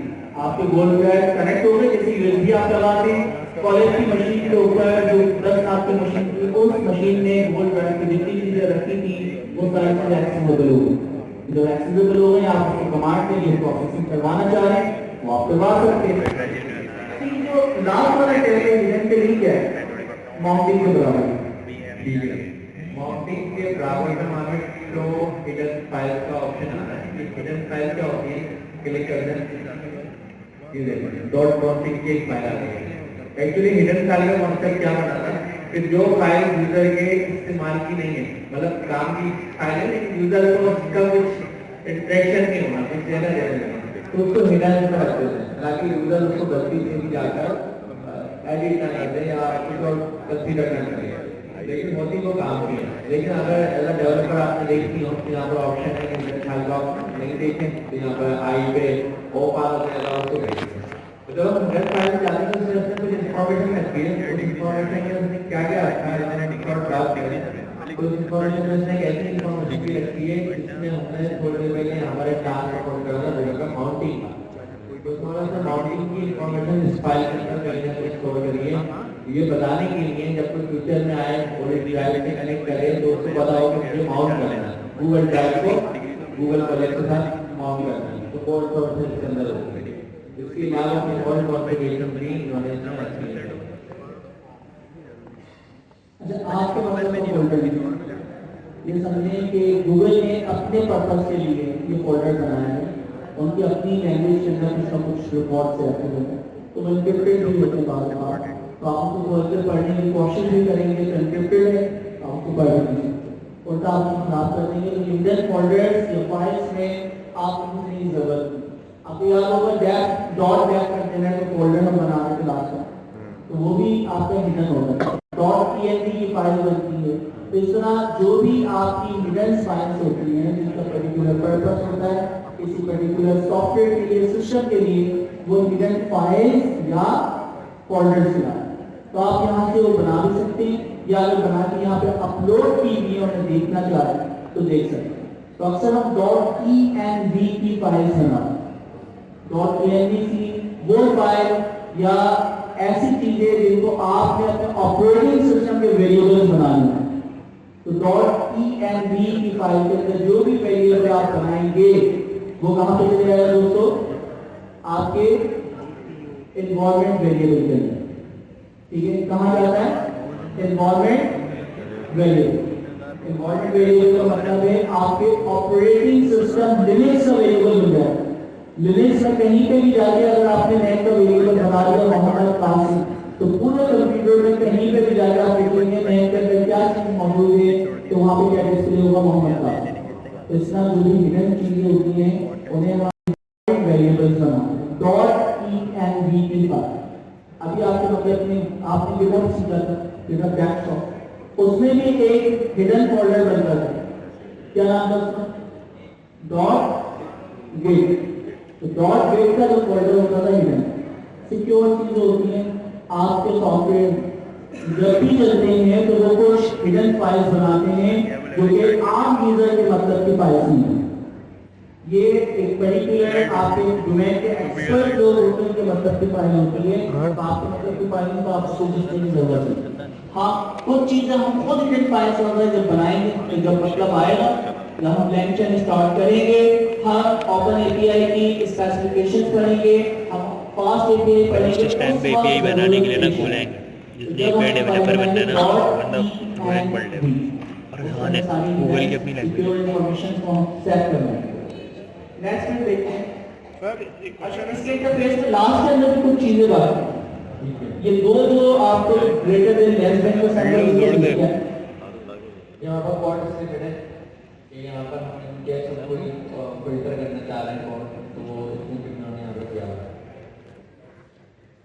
सर एक क्वेश्चन मेरा, आपने जैसे हमने बंद किया था इसको तो वो सिस्टम जो बंद हो गया था, लेकिन अगर हमारा कोई ऐसा प्रोजेक्ट हो कि आधा काम हमने किया है उसको सेव कर दें गूगल ड्राइव के ऊपर और फिर वहीं से उसको उठा के कंटिन्यू करें, सर इसका थोड़ा सा बता दें। हाँ, तो आपका जो भी काम हो, हर जैसे एक आपके पास एक्सेल की फाइल है, उसके अंदर 5 लाख क्या है, रोज, पहली रो पे काम करो, उसको एक नई फाइल में अपेंड करो, दूसरी रो पे काम करो, उसको वही वाली जो आउटपुट की फाइल है उसमें अपेंड कर दो, ऐड कर दो। तो 500 फाइलों में जहां तक हो जाए तो जितनी number of lines append output की फाइल्स में उतना काम करिए। बाकी जब नेक्स्ट टाइम जब आप आएंगे तो आप कोड पढ़ेंगे कि आउटपुट में कितने, उससे आगे वाले जो है उनको प्रोसेस करना स्टार्ट करो। तो कोई ना कोई लॉजिक बनाना पड़ेगा, तो इस लॉजिक से वो काम कर सकते हैं। जैसे इस पे जो है ना, मैं एक जो है अपनी एग्जांपल बताऊं कि चंद साल पहले जब मास्टर्स पे एक कोर्स प्रोजेक्ट के लिए मैं काम कर रहा था स्पैम ईमेल फिल्टरिंग का, तो वो तकरीबन जो कॉर्पोरा था वो 4-5 GB का था। तो यही जैसे अभी आमीन ने जो है बेसिकली डिमॉन्स्ट्रेट किया था कि गूगल ड्राइव काउंट कर ली थी, हमने भी क्या किया कि सबसे पहले अपनी CSV जो है सबसे पहले तो वो डिफरेंट जो है डिस्टिंक्ट प्लेसेस से डेटा सेट्स जो है वो कंबाइन किए गए थे। तो उन सब की डिफरेंट CSVs जो है वो गूगल ड्राइव पे अपलोड कर ली, उनको फिर जो है बेसिकली रीड किया, डेटा फ्रेम्स में कॉन्केटिनेट किया और सेव कर लिया सिंगल CSV में। जैसे कासिम भाई ने कहा कि एक स्टेप हो गया, उसके बाद एक स्टेप था कि अब डेटा को क्लीन करना। डेटा क्लीनिंग में जो डिफरेंट टास्क के कैरेक्टर्स थे जो नॉन इंग्लिश थे उनको फिल्टर करना है, डुप्लीकेशन करना है, डुप्लीकेटेड रोज को रिमूव करना है। तो क्लीन डेटा सेट जो है क्रिएट किया, उसको स्टोर कर दिया। फिर अब डेटा को रीड करना एक ऑब्वियसली कन्वर्सन जॉब होता है, मेमोरी और डिस्क यूटिलाइजेशन। फिर उसको जो है डिफरेंट टास्क है, तो उसकी जो है एक रिप्रेजेंटेशन वेक्टर एंड वेयर हमें क्रिएट करने थे। तो उसकी बाइट्स की इंफॉर्मेशन हमने उसको यानी एम्बेडेड जो है वो हमने एक रिप्रेजेंटेशन बनाई थी ताकि हम डीप नेटवर्क को जो है वो पास कर सकें, जो नंपाई के एरे थे एक्चुअली वो। तो उसको नंपाई के एरे को जो है ना बेसिकली सीरियलाइज करके स्टोर कर दिया। अब वो ऐसा था कि जब भी हमें काम करना है, मॉडल में कोई तब्दीली है तो एवरी टाइम मॉडल में तब्दीली है कुछ करना है, वो डायरेक्ट सिर्फ नंपाई के एरे लोड की और मॉडल को फीड कर दी। तो उससे जो है वो स्टेप जो है आपका काफ़ी बेहतर हो जाता है और हर दफ़ा वो सारे आपको स्टेप्स नहीं करना है।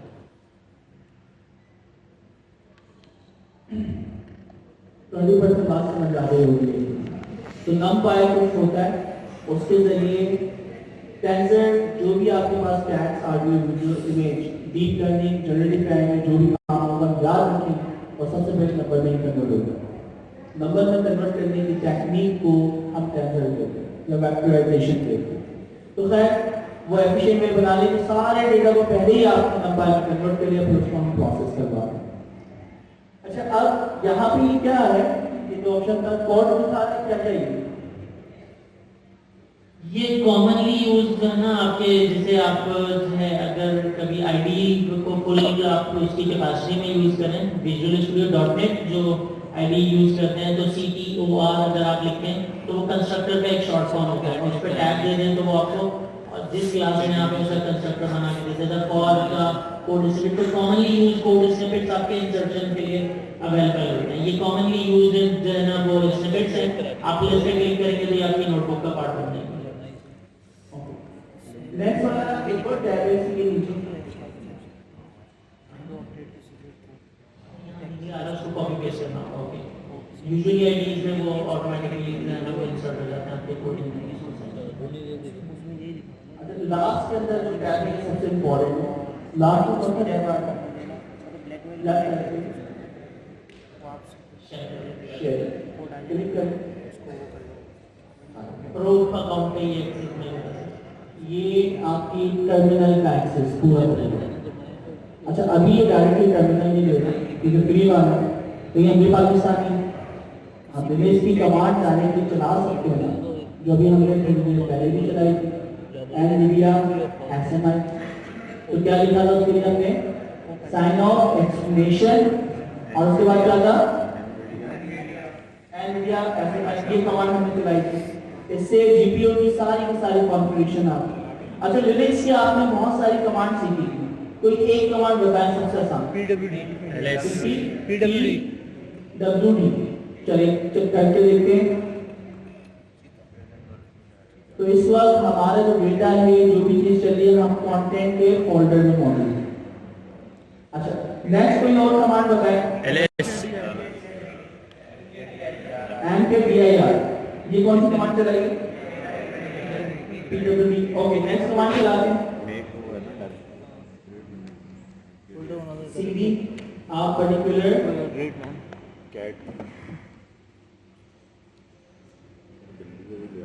अब प्लीज अपनी टिकट पे देखते हैं, वैसे हम वहीं पे वहीं दिखाएंगे। एलएस से क्या होगा दोस्तों, तो आपकी करंट डायरेक्टरी में जितनी भी फोल्डर्स होंगी डिटेल आ जाएगी, mkdir, तो न्यू dir लेफ्ट साइड पे देखते हैं फोल्डर के टैब में बनना चाहिए, एक्सक्लेमेशन मार्क कहते हैं उसको। बन गई, तो वेरीफाई भी हम करते जा रहे हैं क्या वाकई कमांड चल रही है। फिर उसके बाद एलएस की कमांड चेंजेस आ जाएगी, कोई और कमांड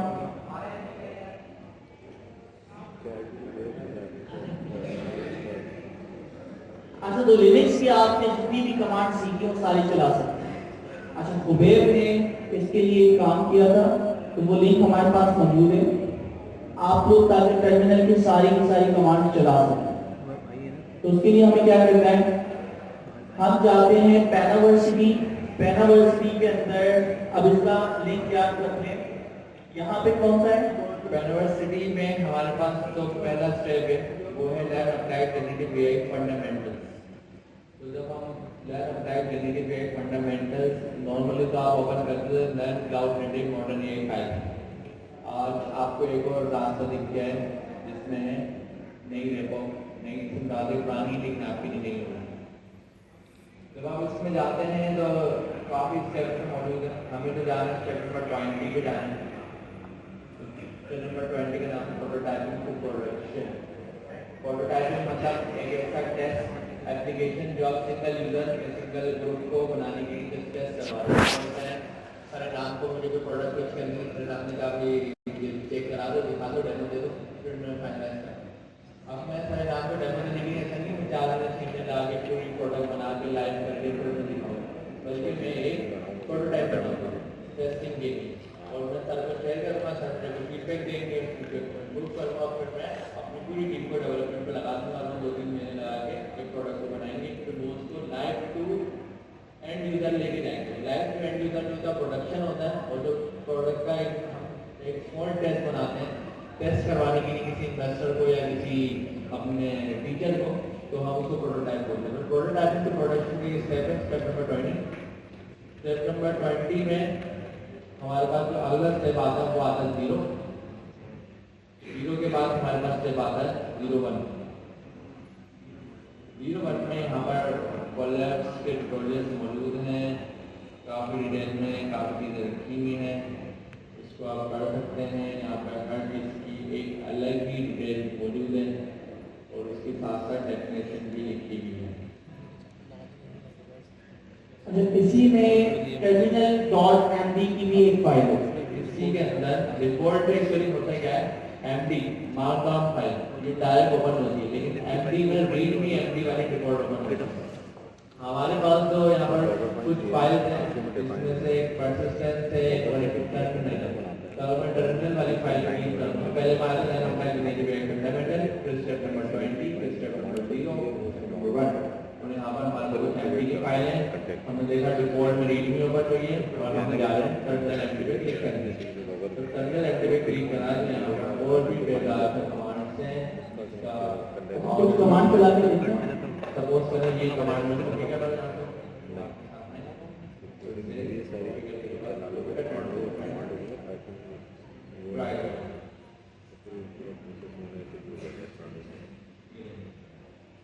कोलैब ने ऑपरेटिंग सिस्टम जो इस्तेमाल किया हुआ लिनक्स, और लिनक्स का सबसे ज़्यादा यूज होने वाला डिस्ट्रॉय वो हमारे पास क्या है, लिनक्स में क्या है, ubuntu। तो हम लोग भी जो डेवलपमेंट के लिए इस्तेमाल करते हैं ubuntu ही इस्तेमाल करते हैं ऑपरेटिंग सिस्टम। फिर उसके बाद उसका वर्जन भी आपको बता रहे हैं और यानी एडिशनल इंफॉर्मेशन जो उसकी है वो सारी आपको यहाँ पे मिलेगी। तो ऑपरेटिंग सिस्टम से रेलिवेंट अगर डिटेल देखनी है किसी पर ये कमांड चला सकते हैं। और कुछ कमांड देखते हैं। एक चीज आप नेक्स्ट आउट करें तो कमांड में लिनक्स पढ़ते वक्त सीखी नहीं, हम सेम कमांड यहाँ पर टाइप करें, जब शुरू में एक्सक्लेमेशन का साइन लगा रहे तो उसका मतलब ये है कि हमारे पास कि कोड लिखने की बजाय हम कमांड भी लिख सकते हैं। वरना अगर हम यहाँ टर्मिनल पे जा रहे थे तो ये तो हमारे पैसे मांगना था, तो हमने कहा ये वाला रास्ता हमारे पास दूसरा पैसे तो देने ना, पैसे तो आप लोगों ने डॉलर कमाने। ठीक है, तो ये एलएस पे भी देखें उन्होंने एक्सक्लेमेशन का साइन लगा रखा है, लाइक देखते हैं टीपी एमपीआर एमपीडी गया डीएफ माइनस ए स्पेस यूजेज दिखाता है कि आपके यूजेज में जो ये बाय डिफॉल्ट भी दिखा रहा होता है मगर मुझे यहाँ पे आपको दिखा रहा है डॉक्टर को ये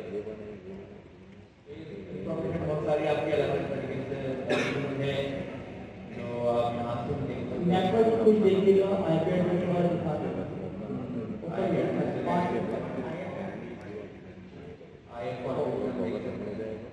चेक करते हैं 5 स्टेप शुरू में था शायद।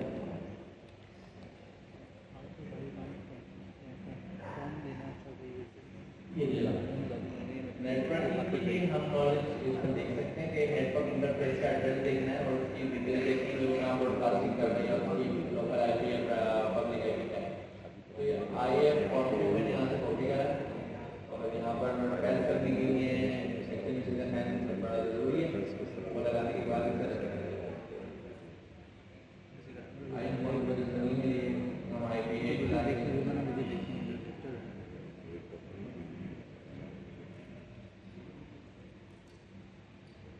आईपी ऐसे देखने में क्या शो करा हमें नेटवर्क इंटरफेस का लूपबैक भी शो कर गया, आपका 0 भी शो कर गया, इसका ब्रॉडकास्टिंग एड्रेस भी आ रहा है, इसकी प्राइवेट आईपी भी आ रही है, ब्रॉडकास्टिंग आ रहा है इसका और साथ मैक एड्रेस भी आ रहा है। सारी डिटेल्स जो आप लेयर 2 पे लेयर 3 में जाकर देख सकते हैं यहाँ पर।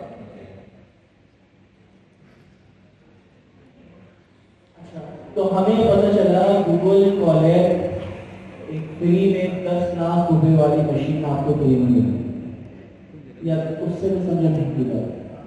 फिर उसके बाद इंटरनेट की स्पीड 1 GB, आप कोई भी LLM डाउनलोड करिए फिर बैठने में 20 GB के होते हैं। अगर पहली ऑडियंस में हम लोग बैठते हैं और अपना डेटा कनेक्ट करते हैं या तो डेटा खत्म होगा, अगर डेटा खत्म नहीं होता तो VPN आप लोग इस्तेमाल करके पाकिस्तान के इंटरनेट को दिखा देते हैं, यहाँ पे इतनी स्पीड आती है ना तो प्रॉब्लम हो जाती है। तो उसका सोल्यूशन फिर क्या है कि हम डायरेक्टली पाकिस्तान के इंटरनेट से हट के US के कंप्यूटर पे चले और वहाँ पे हमें फ्री में 1 GB इंटरनेट स्पीड मिलती है, फ्री में रैम 12 GB तक की मिलती है। आपके लैपटॉप में 8 GB लगी हुई, 16 GB लगी हुई, कुछ के पास कुछ अमीर तरीन लोग हैं 90 GB वाले भी लोग बैठे हुए होंगे, मैक में लगी हुई होती है। तो कितने लोग हैं 60 GB रैम लैपटॉप एक तो नहीं, कितना बोला 62 दो लोग मौजूद हैं, 3 क्या बात है, हमने 4 अमीर तरीन लोग आपके लैपटॉप में बैठे हैं। अच्छा तो 16 GB या फिर 32 GB या फिर आपके पास वही 16 GB और क्या है 8 GB तो मिनिमम लोगों की होती है। तो मीन्स आपके पास ये रैम होती है तो 12 GB पे भी जो एवरेज लोगों के पास रैम है उससे ज़्यादा ही नहीं है। हार्ड डिस्क हमारे पास ज़्यादा होती है तो ये SSD हार्ड डिस्क हमें दे रहा है और वो भी कितनी फ्री में दे रहा है, तो SSD हार्ड डिस्क लगेगी। अब चेक कर लेंगे SSD है या HDD है, मेरे ख्याल से SSD ही सबसे पास आपके पास सॉरी स्टैक। अब हार्ड ड्राइव जो नॉर्मली यूज होती है ना तो वो फॉल्ट डेटा की यूज होती है, मतलब जो डेटा आपने आर्काइव कर दिया और आपको निकालना ही नहीं है, मतलब आपने रिलीज कर दिया तो मोस्टली यूज SSD होती है। अगर आप सबसे सस्ता सिस्टम लेते ना तो हम बोलते हैं जनरल पर्पस, उसमें भी SSD होती है। ऐसे ही सिस्टम आपको जरूरत डालेंगे बिल्कुल जो सस्ती चीपेस्ट आर्काइवल सिस्टम होते हैं वो HDDs के ऊपर मैग्नेटिक ड्राइव्स के ऊपर ज़्यादातर, अदरवाइज जो आर्काइवल जो SSD के ऊपर भी आर्काइवल हैं वो थोड़ा महंगे होते हैं। सही। तो हमारे पास फ्री में हमें एक 10 लाख रुपए वाला कंप्यूटर मिला, पाकिस्तान में इंटरनेट की स्पीड नहीं थी, 1 GB इंटरनेट स्पीड मिली, GPU फ्री में मिला 16 GB जो कि यहाँ पे किसी के पास भी मौजूद नहीं था और फ्री में ये सारी कॉन्फ़िगरेशन मिली। जब ये सब चीज़ें मिली तो गूगल कॉलर को इस्तेमाल करते हुए हमने अपना काम करना स्टार्ट किया। तो सबसे बड़ी प्रॉब्लम सारे हार्डवेयर होने के बाद प्रोग्रामिंग स्किल्स भी तो होना काम करने के लिए, अब वो स्पेशली पाकिस्तानी के पास है, अभी दुनिया के पास नहीं है, तो हम दुनिया का बेस्ट पेयर प्रोग्रामर आपके लिए हायर कर लेते हैं, वो जनरेटिव पेयर समझे। एंड्रयू नेट आपके साथ खुद बैठा, आप उसको बता रहे हैं नेचुरल लैंग्वेज के अंदर एक कोड लिखो जो कि लूप जनरेट करेगा, उसके अंदर ये वैल्यू जनरेट होगी, तो जो भी टास्क आप करवाना चाह रहे हैं उसको बोल के बता रहे। एंड्रयू नेट आपके लिए कोड कर रहा है, जनरेटिव एआई आपके लिए कोड कर रही है, और जैसा आपको चलाना तो चलाने में भी कोई ज्यादा मेहनत नहीं है। कौन से बटन पे क्लिक करना है, प्ले के बटन पे, या हमारे पास जो शॉर्ट कीज होती हैं कंट्रोल इंटर, शिफ्ट इंटर, और एक और की कौन सी होगी ऑल्टर इंटर, तो ये 3 कीज से आप अपने कोड को चला सकते हैं। अच्छा ये सारी चीजें हो गई। अब कॉलेज का इंटरफेस तो अल्हम्दुलिल्लाह यकीन यानी हम कर लेते हैं, अज्यूम कर लेते हैं, यकीन तो है ही, यकीन तो अपने आप पे भी नहीं हम, तो अज्यूम कर लेते हैं कि आपको समझ आ गया होगा, ठीक है। और सबसे ज्यादा अब हम जो काम क्या करेंगे, गूगल कोलैब पे करेंगे, तो कोई भी ऑडियंस में ये नहीं कह सकता कि सर हमारे पास नहीं चल रहा, अगर वो 18 साल से छोटा, 18 साल से बड़ा है, अगर आप 18 साल से छोटे हैं तो गूगल आपको चलाने नहीं दे रहा जेमिनी, तो वहां पे जाके आप 1-2 साल अपनी उम्र छोटी कर देंगे, ठीक है। तो बढ़ा दिएगा या छोटी कर दिएगा, जब आप 18 साल के बड़े हो जाएंगे तो गूगल आपको अलाउ कर देगा जेमिनी को इस्तेमाल करना। आपने हैंडल किया था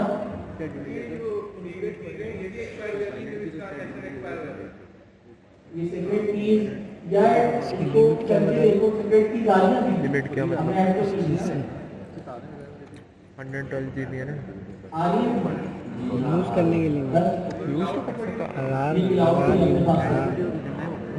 जीबी हो गया, ये अपने पास 16 GB CPU है। वही तो उसकी लिमिट बताइए कब तक आप उसको यूज़ कर सकते हो। 1000 में मर्जी अपनी जब तक यूज़ करने का। 1000 भी होगा। अकाउंट चेंज उसी रेपो के ऊपर उसके बाद चेंज थ्योरी समझ लेते दोस्तों, ट्रेंड जो चेंज हो रहा है प्रोग्रामिंग की दुनिया में रेवोल्यूशन आ रहा है। लेकिन इस रेवोल्यूशन में यकीन जानिए हमारे फैकल्टी में से बहुत सारे लोग हैं जो कि कह रहे थे कि जनरेटिव एआई प्रोग्रामिंग सिखाते वक्त इंटरनेट भी बंद कर दो कि कहीं वो कोड ना लिख पाए। स्कूल वाले कहते हैं कि इंटरनेट हमें नहीं देना, वो जनरेटिव एआई से प्रेजेंटेशन जल्दी से बना लेंगे, असाइनमेंट भी जल्दी से कर लेंगे। इंसान की खसलत है, अल्लाह ताला ने हजरत आदम को मना किया कि गंदम नहीं खाना, तो इंसान की खासियत है जिस चीज का मना किया जाएगा शैतान को भटकाएगा, ठीक है, या आपका नफ्स आपको भटकाएगा और आपको काम कर देगा, ठीक है। तो इसका मतलब है मैं तो आपको मना नहीं करूंगा, कोई मना ही नहीं कर सकता, तो मना जितना कर ले उतना हम करके दिखाएंगे। तो टेक्नोलॉजी का राइट इस्तेमाल हमें आना चाहिए। एंड देखो कि हमारी होती है स्ट्रेटजी कि हम चाह रहे हैं कि जनरेटिव एआई से कोड करें, लॉजिक समझ आए या ना आए, काम होना चाहिए, ये हम थोड़ी है। ये दुनिया का जो बेस्ट आपका डेटा साइंटिस्ट है एंड्रयू नेट, उसने अपना कोर्स बनाया एआई पाइथन एआई या एआई विद पाइथन, कुछ इस तरह के जो कोर्स उसका लिंक भी आप लोगों के साथ शेयर कर दिया गया है। उसने ये कोर्स बनाया, तो वो पागल तो नहीं, वो इंडस्ट्री से 20 साल आगे की सोच है। आगे जितनी भी 2 साल में आप देखेंगे कि सारी की सारी जो प्रोग्रामिंग हुआ करेगी इस तरह से हम खुद जाके नहीं लिखा करेंगे, हम सिर्फ अपने टास्क बताया करेंगे, वो काम करेंगे। पहली चीज अभी जो लेवल आप लोग इस्तेमाल कर रहे हैं उस लेवल का नाम है असिस्टेंट। पहला लेवल क्या है जो आप पीयर प्रोग्राम इस्तेमाल कर रहे हैं, ये क्या करनी बहुत जरूरी है ताकि आप आगे जाके इसको अंडरस्टैंड कर सकें। तो इस वक्त जो आप पीयर प्रोग्रामर दुनिया का बेस्ट इस्तेमाल कर रहे हैं उसकी टाइप क्या है, जनरेट के बटन पे क्लिक करते हैं, उसे क्या करें हम एआई असिस्टेंट। वो आपका असिस्टेंट की तरह काम कर रहा है एंड्रयू में, आपको कोड कर दो, इमेज को क्रॉप कर दो, ग्रेड स्केल कर दो, जो काम बेचारे को बोले वो आपके लिए कर दो। दुनिया का बेस्ट एंड्रयू आपको कंसीडर करें, वो आपके लिए कोड कर रहे हैं एज असिस्टेंट। कितने कामयाब लोग आपने जनरेटिव एआई को असिस्टेंट रखा और आपके लिए वो काम करता है। अच्छा तो वो आपके लिए कोड करेगा, आप उसको चलाएंगे चल जाएगा। तो तो अभी जो लेवल अचीव हुआ है वो लेवल क्या है दोस्तों, AI असिस्टेंट पेयर प्रोग्राम। आगे जाके एजेंटिक फ्रेमवर्क का जो हम बात कर रहे हैं, एजेंटिक फ्रेमवर्क के ऊपर बार बार हमने डिस्कशन किए कि कोई भी कोड चलाओ, उसको वैलिडेट करो, उसके ऊपर रिसर्च करो, उसकी टेस्टिंग करो, उसको अच्छी तरह हर तरह से आप चेक कर लो, उसके बाद मेरे पास वो कोड लाओ, जो क्या कहलाता है एजेंटिक। इंसान जिस तरह चीजों के ऊपर काम करता है, तो एजेंट का मतलब क्या है, हम एक इंसान की तरह एक एजेंट बनाएंगे। अच्छा, एक एजेंट भी हो सकता है, 10 एजेंट भी हो सकते हैं। अभी हम एक के ऊपर बात करते हैं। उस एजेंट को एज ए डेटा साइंटिस्ट हमने हायर किया, उसको हमने टास्क बताया कि तुम्हें एक सिस्टम बनाना है, पैनावर्सिटी ऑनलाइन लर्निंग मैनेजमेंट सिस्टम होगा, जिसके अंदर हर स्टूडेंट आके पढ़ेगा और उसका जो लेवल हो उस लेवल पे जाके आपने उसे समझाना है। एक स्टूडेंट है जो 7th क्लास का है, तो वहां पे name colon SPR is equal to Mohammad Kasim, उसको मुझे बताना पड़ेगा नेम वेरिएबल का नाम है, कॉलन ऑपरेटर है, SPR डेटा टाइप है, इज इक्वल टू ऑपरेटर है और डबल कोटेशन में जो डाली गई वो वैल्यू। एक वो शख्स जो 25 साल से प्रोग्रामिंग लैंग्वेजेस के ऊपर काम कर रहा है, जावा पे, .NET पे, किसी भी दूसरी लैंग्वेज पे, उस शख्स को मैं उससे ये कहूंगा कि वेरिएबल यहाँ पे इस तरह बता दे। उसे ना मुझे नेम बताने की जरूरत है, ना ऑपरेटर बताने की जरूरत है, ना ही आपको डेटा टाइप बताने की जरूरत है, ना ही इक्वल ऑपरेटर को बताने की जरूरत है, ना ही डबल कोटेशन के बारे में बताने की जरूरत है। तो आप जिस बंदे को डील करते हैं उसका जो लेवल है उस लेवल का आगे आप बता रहे हैं। एजेंटिक फ्रेमवर्क में हमारे पास जो टीचर होगा, यानी टीचर का हमने क्या बना दिया, एक एजेंट, तो वो हर स्टूडेंट के लिए इंडिविजुअल 1-to-1 टीचिंग करेगा। 1-to-1 का मतलब क्या है, देखिए अभी मैं 1-to मैनी टीचिंग कर रहा हूँ, मैं यहाँ पे जितनी भी वोकैबुलरी इस्तेमाल कर रहा हूँ वो वोकैबुलरी सिलेक्टेड और ऐसी है जो कि एवरेज बंदों को समझ आए। 80 to 90 स्टूडेंट्स परसेंट जो हमारी ऑडियंस है उसको क्या हो, समझ आए। अच्छा, एक स्टूडेंट है वो अपनी डायरेक्ट प्रॉब्लम लाया कि सर मुझसे ये काम नहीं होता, अब मैं ऑडियंस के हिसाब से बात नहीं करूंगा, उस एक बंदे के हिसाब से बात करूंगा। 1-to-1 communication. मुझे बताएं कि प्रॉब्लम सॉल्विंग जब हम करते हैं प्रोग्राम या कोई भी काम, तो 1-to-1 में ज्यादा जल्दी सॉल्व होता है या 1-to मैनी में? 1-to-1 में आप जो भी प्रॉब्लम आई है तो आपके लिए काम कर रहा हो शख्स। तो यहाँ पे आपके जो एजेंटिक फ्रेमवर्क होंगे वो आपके साथ आपको जो पढ़ा रहे होंगे, चीजें सिखा रहे होंगे, वो 1-to-1 सिखा रहे होंगे। तो इस लेवल के प्रोडक्ट चीजें एजेंटिक फ्रेमवर्क का मतलब क्या है कि एजेंट जो है वो प्रोग्रामिंग करेगा, एजेंट जो है डेटाबेस बनाएगा, एजेंट जो होगा टेस्टिंग करेगा, एजेंट जो होगा वो प्रोडक्शन का जो कोड होगा वो डेवलप की तरह डिप्लॉय करेगा। तो वो काम, वो रोल जो अलग अलग डेवलपर्स किया करते थे, कोडिंग करना, डिप्लॉयमेंट करना, डॉकर की इमेज लिखना, गिटहब के ऊपर CI/CD पाइपलाइन लिखना, तो जितने भी काम आप अभी मैनुअली पेयर प्रोग्रामिंग से करवा सकते हो, असिस्टेंट को आपके लिए काम कर देगा, लेकिन वो काम कोड लिख के दे रहा है, चलाने का जिम्मेदार नहीं है। एजेंट फ्रेमवर्क जो आगे आने वाला है, तो यही चीज जो आपका कोड है वो कोड लिखेगा भी, चलाएगा भी, टेस्ट भी करेगा, और जब हर तरह की चीजें बिल्कुल परफेक्ट होंगी फिर मुझे लाके रिजल्ट बताएगा। तो मैं एजेंट को कहूंगा कि एक पूरा सिस्टम बना दें जिसमें यूनिवर्सिटी होगी, ऑनलाइन स्टूडेंट पढ़ेंगे, फीस पे करेंगे, 1-to-1 आपने पढ़ाना है, तो जितने भी रोल्स हैं उनके एजेंट बन जाएंगे और वो एजेंट उस सिस्टम में एक दूसरे से कम्युनिकेशन कर रहे होंगे। इस लेवल की चेंजेस आने वाली। तो असिस्टेंट, हमारे पास AI असिस्टेंट प्रोग्रामिंग के तौर पे आएगी, जो भी लेवल आपने देखा है।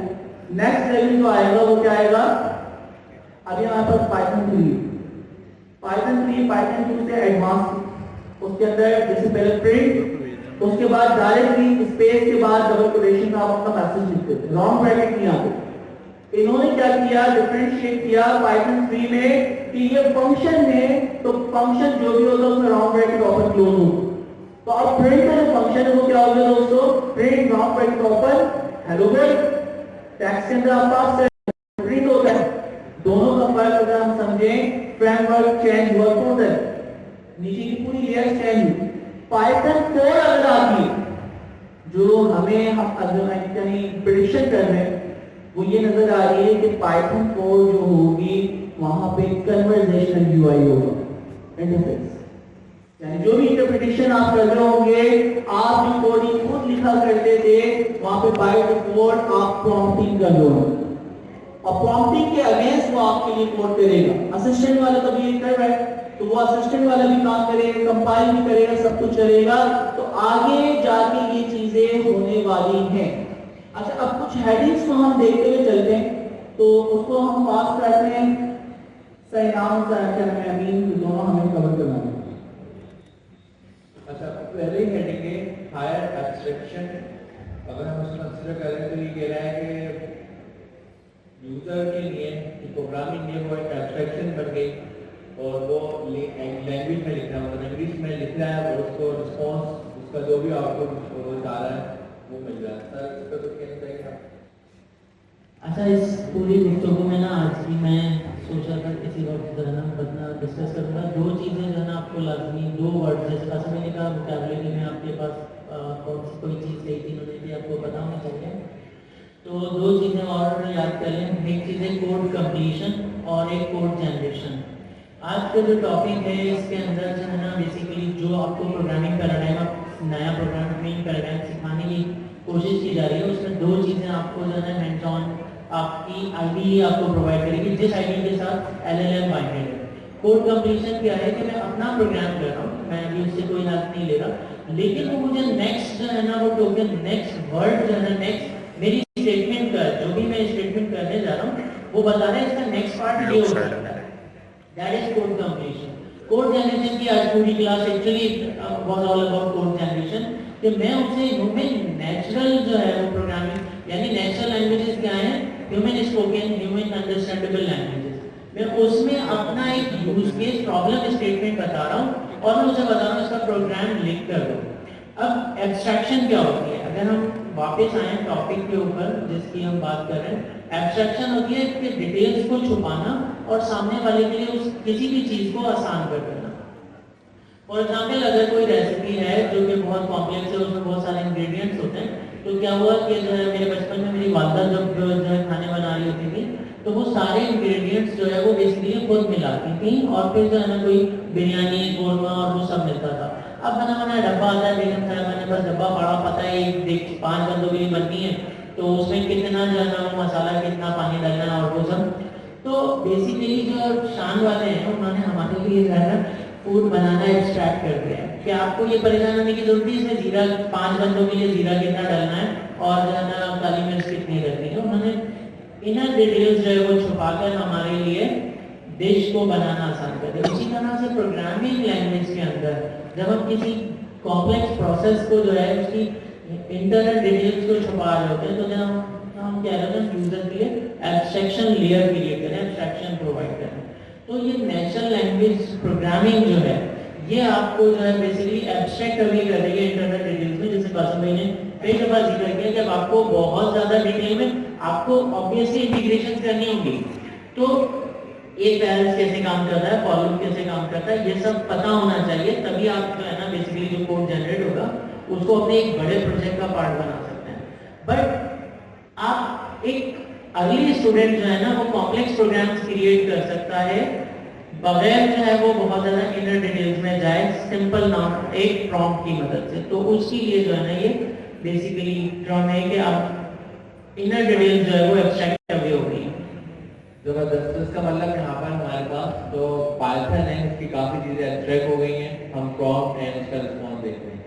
अच्छा, ऑटो जनरेटेड कोड का कॉन्सेप्ट क्या आता है कि आप ये सपोज करें जो आप प्रॉम्प्टिंग कर रहे हैं, आपने ऑर्केस्ट्रा देखा होगा ना, जो पूरे म्यूजिक की टीम होती है, इस तरीके से पूरा वो डायरेक्शन जाएगी किसको क्या नोट्स लेनी है और क्या म्यूजिक प्ले करना है।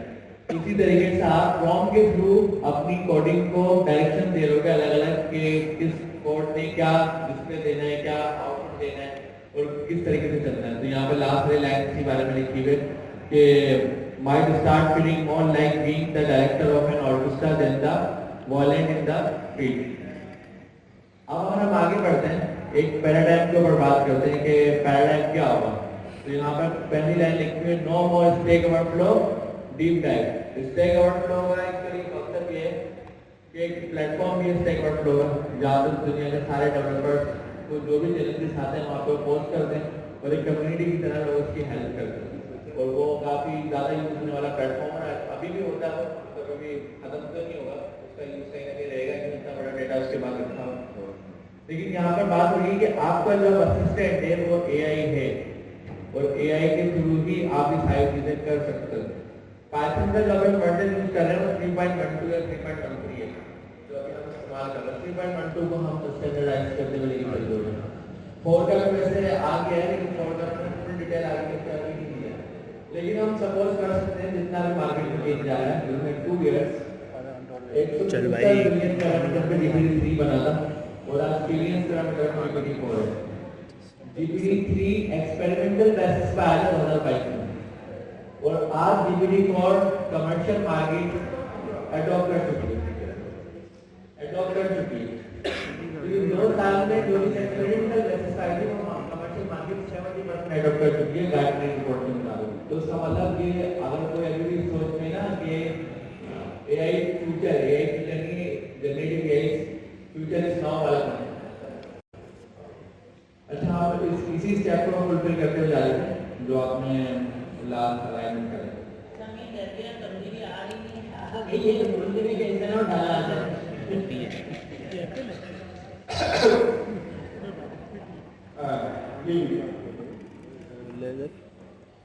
अच्छा, मतलब टाइम कब चाहिए, कितना टाइम?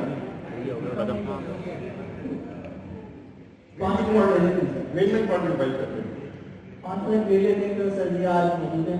अच्छा, तो नहीं यहाँ पर हमें वक्त की ज़्यादा चाहिए। मेरी बहन ने घर में मछली और मीठी मैश और फ्राई बनाए तो ठंडी हो जाएगी। मजाक कर दो, एक बात तो सही कह रहा हूँ मगर मजाक के अंदाज में कह रहा हूँ। आप लोगों से यही नहीं मिले ना सच का, जो बातें बोलो। अच्छा, तो अमीन हम जल्दी जल्दी कुछ क्वेश्चन आंसर देना। मैं सवाल पूछूंगा, अगर वैल्यू करेंगे आप दोनों तीनों तेजी जवाब देंगे। नंबर 1, जब आप डिजिटल नोटबुक खोलते हैं, गूगल कॉलेज, क्या गूगल कॉलेज खोलते हैं तो पीछे क्या होता है? जब हम गूगल कॉलम ओपन करते हैं तो गूगल क्लाउड का एक इंफ्रास्ट्रक्चर है, उस इंफ्रास्ट्रक्चर पे एक वर्चुअल मशीन पहले से कह सकते हैं प्रोविजन हुई भी होती है या प्रोविजन हो सकती है, दोनों कैसे। उस प्रोविजन हुई मशीन पे या जो उसका प्रोविजन होने वाली मशीन है उसके ऊपर एक आइसोलेटेड कंटेनर अप होता है और उस कंटेनर में हमारा एनवायरनमेंट रन हो रहा होता है। अच्छा, आसिफ भाई ये बताइए कि नोटबुक की एक फाइल होती है, वो कहाँ बैकअप हो रही होती है? हमारे पास गूगल ड्राइव के अंदर कॉलेब नोटबुक्स के नाम का एक फोल्डर होता है, तो जितनी भी नोटबुक की फाइल आप कॉलेब पे बनाएंगे तो वहाँ पे सेव होती जाएगी। अच्छा, अगर इनाम भाई ये हो कि मैंने अपनी नोटबुक बंद कर दी, मतलब ब्राउजर का टैब बंद कर दिया, जब मैंने ब्राउजर का टैब बंद किया तो आपके ख्याल में पीछे क्या होता होगा? अच्छा, ये कोलैब में ना एक बहुत बड़ा मसला है, ये प्रो में नहीं है। मैंने सर जब मैंने आपसे जिक्र किया था 2 साल पहले स्पैम डिटेक्शन के ऊपर मैं काम कर रहा था, तो वो डेटा सेट इतना ह्यूज हो गया था कि मेरे अपने जीपीयू के ऊपर वो जो है फिट नहीं होता था। कोलैब में जरा सा इंटरनेट का इंटरप्शन भी आया ना तो आपका रन टाइम जो है ना वो डिस्ट्रॉय हो जाएगा और आपको जो है फिर नए सिरे से रिकनेक्ट का बटन आ रहा होता है, वो रिकनेक्ट का बटन दबाएंगे तो जैसे अमीन ने जिक्र किया था कि आपके लिए इंफ्रास्ट्रक्चर में एक नई रिसोर्स एलोकेट होगी। अच्छा, वर्चुअलाइजेशन में एक बात याद रखिएगा, वर्चुअलाइजेशन इज नॉट अबाउट कि आपके पास सिर्फ एक ऑपरेटिंग सिस्टम जो है ना वो वर्चुअल एनवायरनमेंट में वर्चुअल फॉर्म में मिल रहा है। अब हर चीज वर्चुअलाइज हो रही है। Let me introduce that virtualized है। आपके पास जीपीयू वर्चुअलाइज्ड, आपके पास एक अपर लेयर होती है जिसके अंदर जो है ना बेसिकली वर्चुअलाइजेशन लेयर के ऊपर इंस्ट्रक्शंस जो है ना वो बेसिकली सेम जीपीयू पर, यानी मेरी इंस्ट्रक्शन, अमीन की इंस्ट्रक्शन, संध्या की इंस्ट्रक्शन। जब शेयर्ड एनवायरनमेंट है फ्री में, यार एक बहुत कॉमन फ्रेज था कि एक product is free, you are the product. तो गूगल ने तो इसको बहुत इस्तेमाल किया। ये जो जेमिनाई हमें फ्री में जो जनरेट का बटन आ रहा है कोलैब का, तो तो वो अपनी जेमिनाई को इम्प्रूव करें। खैर वो हमारे लिए भी बहुत बड़ा फायदेमंद है, जैसे गूगल मैप शुरू में फ्री में, अभी भी फ्री में है, तो वो हमें बहुत इफेक्टिव वो हो रहा होता है। तो बेसिकली अहम बात ये है कि ये सारी चीजें वर्चुअलाइजिंग आपको पता होना चाहिए कि आप बेसिकली शेयर्ड मॉडल में काम कर रहे हैं। तो सर का सवाल ये था कि जब भी इंटरनेट डिस्कनेक्ट हुआ या आपने अपना ब्राउजर का टैब बंद कर दिया, जैसे कासिम भाई ने बताया था, जो परसिस्टेंट स्टोर में जा रहा है डेटा, जैसे मैंने अभी आपसे जिक्र किया था कि हमने क्या किया था कि स्टेप बाय वाइज अपना जो डेटा हमें स्टोर करना था वो परसिस्टेंस रखना था, वो हमने गूगल ड्राइव माउंट करके उसमें स्टोर किया था। जितना एफएमएल स्टोरेज में है कंटेनर में, वो सब डिस्ट्रॉय हो जाएगा, और जो परसिस्टेंट स्टोरेज पे वो मौजूद रहेगा। जब आप स्पिन अप करेंगे, दोबारा ड्राइव माउंट करेंगे, वो आपको मिल जाएगा। अच्छा, अब अभी टाइम का भी मुकाबला करते हैं, तुम्हें जितना भी पता है, अभी हो सकता है 1 महीने के बाद हम कुछ और करें। टेक्नोलॉजी में ही होता है और साइंस में ही होता है। तो जब हमारी जम्मू इन्फॉर्मेशन होगी उसको 1 महीने के बाद कुछ लिहाज से बोलेंगे। अब हम इस लिहाज से नहीं बोलते रहते ना। ये बताओ कि तुम अगर डिजाइनर है, मतलब प्रोग्रामर, तो अपनी कोड कैसे सेटअप करोगे? फिर रिपीट करता हूँ, कैसा सेटअप करोगे कि ये जो प्रोग्राम के जब वो बंद होगा तो तुम्हारा कोई डेटा जाएगा। ठीक है, मेरा प्रोग्राम चलाने के लिए जो डिपेंडेंसीज हैं, उन डिपेंडेंसीज को मैं अपने पास गूगल ड्राइव पे किसी लोकेशन पे स्टोर करूँगा, जिसको मैं कहूँगा परसिस्टेंट स्टोरेज, जो लूज नहीं होगी जब तक मैं खुद नहीं चाहूँगा। सेकेंड नंबर में जो मेरा प्रोग्राम चलने के बाद कोई आउटपुट जनरेट हो रहा है, अगर वो किसी फाइल या किसी डायरेक्टरी में जा रहा है, तो उस फाइल और डायरेक्टरी को भी मैं अपनी गूगल ड्राइव पर परसिस्टेंट स्टोरेज पे बनाऊंगा, ताकि मेरा डेटा इंक्रीमेंटल बेसिस पे उसमें अपडेट हो रहा हो और वो मेरे पास बंद इन्वायरमेंट बंद होने के बाद भी मौजूद रहे। अच्छा भाई, करना मेरे अच्छा, ठीक है दोस्तों, इंशाल्लाह फिर नेक्स्ट क्लास में मुलाकात करते हैं।